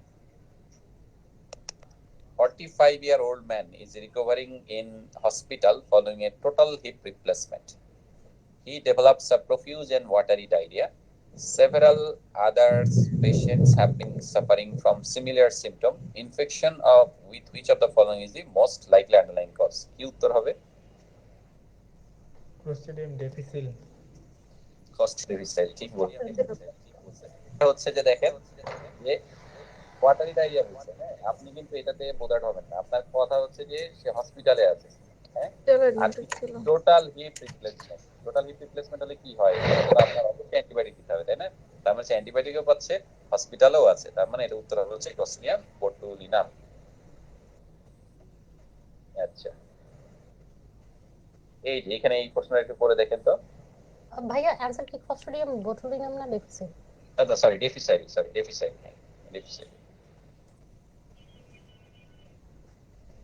এইটা একটু পড়ে দেখেন।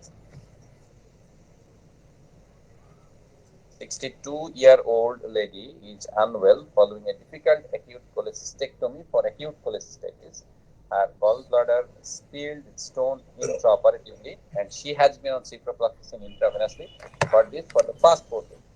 She now has colic abdominal pain and profuse foul-smelling diarrhea. Which of the organism below is likely to account for this illness? Difficile, Clostridium difficile. যত ইজিলি বলছেন, হ্যাঁ, এটা তো একসাথে বললাম, তো এটা কিন্তু বেসিক্যালি কোলাইও হতে পারে। কারণ কি দেখেন ওখানে কি বলছে যে গল ব্লাডার থেকে কিন্তু স্টোনটা স্পিলড হয়ে গেছিল, তাই না? তার মানে কি এটা কোথায় গেল? আমাদের ইন্ট্রাপেরিটোনিয়াল রিজিয়নে, তাই না? তো যখন এরকম ঘটনা ঘটে তখন কিন্তু কি হয়, পেলভিক অ্যাবসেস হওয়ার কিন্তু চান্স থাকে, হ্যাঁ। তো পেলভিক অ্যাবসেস হলেও কিন্তু আপনার অ্যাবডোমিনাল পেইন হবে এবং ফাউল স্মেলিং ডায়রিয়াও হবে। তো সেই হিসেবে কোলাই কিন্তু also and very important option. But ওই যে বললাম যে পরীক্ষার হলে আপনার মাথায় রাখতে হবে যে যদি অ্যান্টিবায়োটিক খায় আর হাসপাতালে ভর্তি থাকে তাহলে আপনার টার্গেট হচ্ছে ক্লস্ট্রিডিয়াম ডিফিসাইল দেওয়া। বোঝা গেছে কি? এই কারণে এখানে এটা আমরা ক্লস্ট্রিডিয়াম ডিফিসাইল দেব। আচ্ছা, এইটা দেখেন, এটা কি যে an enthusiastic watercress protracted history of severe abdominal pain, fever and progressive jaundice. Imaging with ultrasound shows mildly dilated bile duct, most likely cause Fasciola hepatica. হেপাটিকা। এখানে একটা ব্যাপার কি যেটা আমি বলি না আর কি, যে ওয়াটার ক্রেস ফার্মার যদি কেউ বলে, হ্যাঁ, তাইলে এটাকে কিন্তু আপনাকে বলতে হবে হচ্ছে ফ্যাসিওলা হেপাটিকা। কারণ ওয়াটার ক্রেসের সাথে ফ্যাসিওলা হেপাটিকা খুব ইন্টিমেটলি রিলেটেড। বোঝা গেছে? এটা হচ্ছে খুব ইম্পর্টেন্ট। ওয়াটার ক্রেস মানে কি? এটা বলে শালুক। বাংলায় যে শালুক জিনিসটা আছে এটা হচ্ছে ওয়াটার ক্রেস। আচ্ছা, তারপরে আমরা আসি যে এটা একটু দেখেন। Young women is admitted to hospital with E. coli O157 after visiting Germany during an outbreak. Which of the following is not true of the condition? যে কোনটা ইকোলাই 0157 এর জন্য ট্রু না?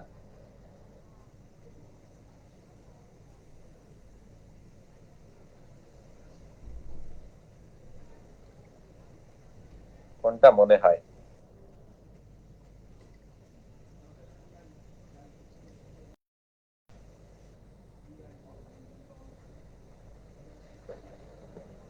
Microangiopathic hemolytic anemia. Hemolytic হ্যাঁ, uremic syndrome develop করে। एक number एक।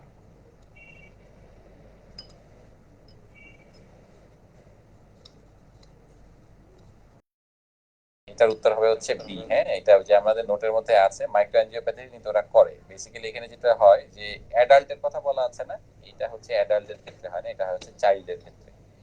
চিলড্রেনের ক্ষেত্রে। হ্যাঁ, চিলড্রেনদের ক্ষেত্রে জিনিসটা হয় বলে এটা হচ্ছে যেখানে ফলস, সেটা হচ্ছে যে এটা আপনারা ওইটা পড়লেই বুঝতে পারবেন। এবার এইটা একটু দেখেন তো যে 22-year-old man presents with crampy abdominal pain, diarrhea and bloating. He had just returned from a holiday in Egypt. He had been swimming in the local pool a few weeks ago. He reports that he is opening his bowel 5 times a day. The stool floats in the toilet water, but there is no blood. What is the most likely cause?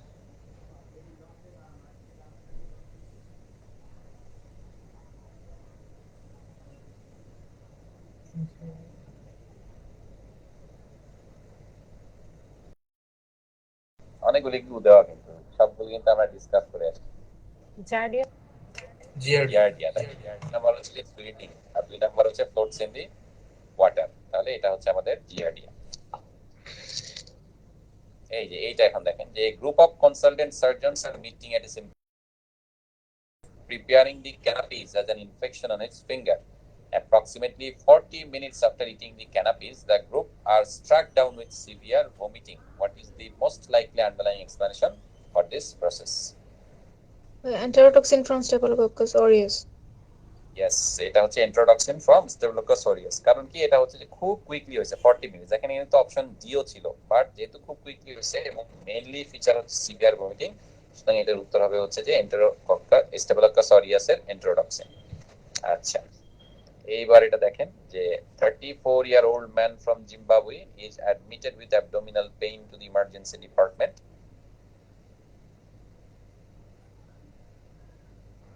And Cystosoma hematobium. Tersoma, Hamatobium. Cystosoma hematobium. এটা কি করবে, কি ধরনের cancer করবে? Check করবে প্রথমে, তারপরে Squamous cell carcinoma. Squamous cell carcinoma. Squamous cell carcinoma, very good. আচ্ছা, এই যে দেখেন এখানে একটা জিনিস আছে, সেটা কি, what is the risk of wound infection occurring in a 43-year-old woman who is undergoing a laparoscopic cholecystectomy for uncomplicated biliary colic? Uncomplicated biliary colic, তাহলে এটা কি ইলেকটিভ অপারেশন না হচ্ছে যে emergency operation? Elective Elective one. operation. Elective. Elective operation. হ্যাঁ, তো তার মানে হচ্ছে এটা কি হবে, ক্লিন ওন নাকি ক্লিন কন্টামিনেটেড নাকি contaminated? Clean contaminated. Clean contaminated হবে, তাই না? তার মানে আমরা একটু দেখি যে এটা 4% ছিল বলে। আমাদের এটা 4 বা এটা থেকে সেটা হবে। 4 to 6 এরকম। হ্যাঁ, তো তাহলে হচ্ছে আমরা Answer B হবে। হ্যাঁ, পি হবে। তো আমরা একটু দেখে নেই। হ্যাঁ, এটা তো মাথায় থাকে না। এই যে কি হয়, মোটামুটি 6 to 9%, তাই না? তার মানে হচ্ছে 4% হচ্ছে আমরা এখানে ক্লোজ, যেহেতু আমরা এটা ধরতে পারি। আচ্ছা, তারপরের অপারেশনটা দেখি একটু, সেটা কি যে surgical wound infection in a, what is the likely risk of surgical wound infection in a 23-year-old male undergoing an elective inguinal hernia repair? এটা কি হবে? ইলেকটিভ ইনগুইনাল হার্নিয়া রিপেয়ার যদি হয়, তার কি ওন? এটা তো clean owned এটা। ক্লিন ওন, তার মানে এটা কত, 1% ছিল, তাই না? তার মানে উত্তর হচ্ছে Less than B, Less than answer B. 5%. Answer B. Answer B, তাহলে এটা হয়ে গেল। আচ্ছা আচ্ছা, তারপরে আমরা চলে আসি হচ্ছে এই যে দেখেন এটা, যে 58-year-old man undergoes a difficult colonoscopy for assessment of sickle cancer. Colonoscopy করা হয়েছে, 48 hours after the procedure he is admitted with septicemia. His abdomen is soft and non-tender, আর হচ্ছে কি একটা গ্রাম পজিটিভ কক্কাই আছে। কি ডায়াগনোসিস হবে তাহলে? Staphylococcus bovis. bovis, very good, এটা হচ্ছে আমাদের জন্য ইম্পর্টেন্ট। আচ্ছা, এরপরে আসেন হচ্ছে যে আমাদের এই যে এইটা আমরা দেখি, 22-year-old chef presents with abdominal pain in the right iliac fossa.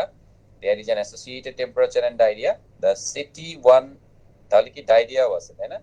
আচ্ছা, CT1 takes the patient to theater for an appendicectomy, but the appendix appears normal. The terminal ileum appears thickened and engorged. Infection with which of the following is most likely? কোনটা দিয়ে হবে? Yersinia enterocolitica. Enterocolitica. Very good, তাহলে আমরা পেয়ে গেলাম। তারপরে হচ্ছে কি, 34-year-old male is admitted with diarrhea of 3 month duration. He is found to be HIV positive with a CD4 count of less than 50. Which of the following organism below is most likely to be responsible? কোনটা? Cryptosporidium. Cryptosporidium। আচ্ছা, তারপরে salmonella, এটা বলবো না। এবার আমরা চলে আসি হচ্ছে যে এই যে এটাতে, a 29-year-old female undergoes a subtotal thyroidectomy. 5 days post-operatively, the wound becomes erythematous and discharge pus. What is the most likely causative organism?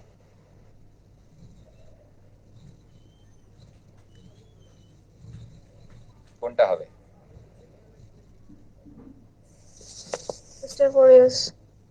Staphylococcus aureus. এটা হচ্ছে এবার একটা খুব ইম্পর্টেন্ট কথা বলবো, সেটা হচ্ছে কি যে যদি কোনো অ্যাবডোমিনাল অপারেশন না হয়, অ্যাবডোমেন বলতে কি যে জিআইটি এবং হচ্ছে যে আপনার জেনিটোইউরিনারি সিস্টেমের কোনো অপারেশন, হ্যাঁ, তাইলে যে কোনো ইনফেকশন যদি থাকে, আপনি 1 নাম্বার চয়েস দিবেন হচ্ছে স্ট্যাফিলোকোকাস অরিয়াস। যে কোনো সার্জিক্যাল সাইট ইনফেকশন আদার দেন জিআইটি এবং জেনিটোইউরিনারি ট্র্যাক্ট, ঠিক আছে? আর যদি জিআইটি এবং জেনিটোইউরিনারি ট্র্যাক্ট এক্সামিনেশনের পরে, অপারেশনের পরে যদি কোনো ইনফেকশন হয় সার্জিক্যাল সাইডে, তাহলে 1 নাম্বার চয়েস কিন্তু হবে এন্টেরোব্যাক্টর। বোঝা গেছে? এটা কিন্তু ভুল করা যাবে না। এটা হচ্ছে লাল কালিতে আমাদের ওই নোটসের মধ্যে লেখা আছে যে most important cause of surgical site infection হচ্ছে এন্টেরোব্যাক্টর, আর সেকেন্ড মোস্ট কমন হচ্ছে স্ট্যাফিলোকোকাস অরিয়াস। তাহলে কিভাবে আপনি চুজ করবেন? যদি দেখেন যে অ্যাবডোমিনাল কোনো সার্জারি, তাহলে এন্টেরোব্যাক্টর যদি থাকে 1 নাম্বার চয়েস হচ্ছে এন্টেরোব্যাক্টর, আর এর বাইরে যদি অন্য কোথাও যাবেন, এখানে কোথায় হচ্ছে দেখেন থাইরয়েড, তাই না? তার মানে এখানে এটা প্রথম চয়েস হবে হচ্ছে স্ট্যাফিলোকোকাস অরিয়াস। আচ্ছা, তারপরে এখানে দেখেন যেটা কি 32-year-old women undergoes mastectomy and latissimus dorsi flap reconstruction for breast cancer. To provide optimal cosmesis, a Meccan implant is placed under the myocutaneous flap. তার মানে ইমপ্ল্যান্ট দেওয়া হয়েছে এখানে। 3 weeks post-operatively, the patient continues to suffer from recurrent wound infection that have proved resistant to multiple course of antibiotic. Which of the organism is most likely to be responsible? স্টেফিলোকোকাস এপিডার্মিডিস। এপিডার্মিডিস। তাহলে implant থাকলে আপনার choice হবে এপিডার্মিডিস। হ্যাঁ, ঠিক আছে, তাহলে এটা আপনারা পেরে গেলেন। আচ্ছা, তাহলে আমরা এরপরে চলে আসি, এটা দেখার দরকার নাই। আচ্ছা, এইটা একটু দেখেন তো, which of the following statement related to necrotizing fasciitis is false?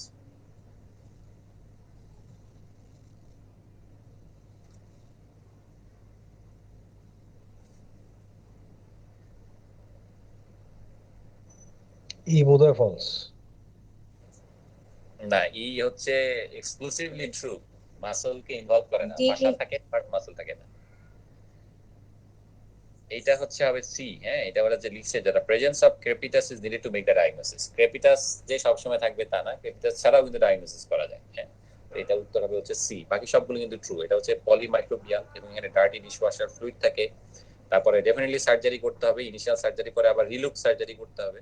এবং অবাক করার বিষয়, ফাঁসা ইনভলভ হলেও মাসল কিন্তু ইনভলভ হয় না। ক্রেপিটাস থাকে বাট সব সময় যে ক্রেপিটাস থাকতে হবে এমন কোনো কথা নাই। এই কারণে সিটা হচ্ছে এখানকার আনসার। এই মোটামুটি হচ্ছে ইম্পর্টেন্ট পয়েন্ট যেগুলি আর কি। হ্যাঁ, তো আজকে মোটামুটি আমাদের ডিসকাশন হচ্ছে এই পর্যন্তই। আপনারা মাইক্রোবায়োলজিটা পড়বেন, আর নেক্সট ক্লাস হচ্ছে আমাদের ইমার্জেন্সি মেডিসিন এন্ড ট্রমা। খুবই ইম্পর্টেন্ট, কারণ ওখান থেকে অনেক প্রশ্ন আসে। তো ওই দিন হচ্ছে যার একটু লেন্দি ক্লাস হবে। আর হচ্ছে যে যেহেতু মাত্র অ্যানাটমি শেষ করছেন, তো এই কারণেই সময় দেওয়ার জন্যই বেসিক্যালি হচ্ছে যে ক্লাসটা এইভাবে সেট করা, যে এটা যেহেতু পড়াশোনা কম, সুতরাং অ্যানাটমির চ্যাপ্টার পরে একটু হালকা হইলেন আর কি। ও আজকে এই পর্যন্তই। কারো তো কোনো কোয়ারি নাই না? মোটামুটি যেই জায়গাগুলি থেকে প্রতি বছর প্রশ্ন আসে প্রত্যেকটা জায়গায় টাচ করা হয়েছে। এখন এগুলি বিভিন্ন সিনারিও ঘুরে ফিরে আসতে থাকবে। এগুলি হচ্ছে যে আমাদের ঠান্ডা মাথায় পরীক্ষায় আনসার করতে হবে। আজকে তাহলে এই পর্যন্তই। সবাই ভালো থাকবেন। থ্যাংক ইউ ভাই। Thank you.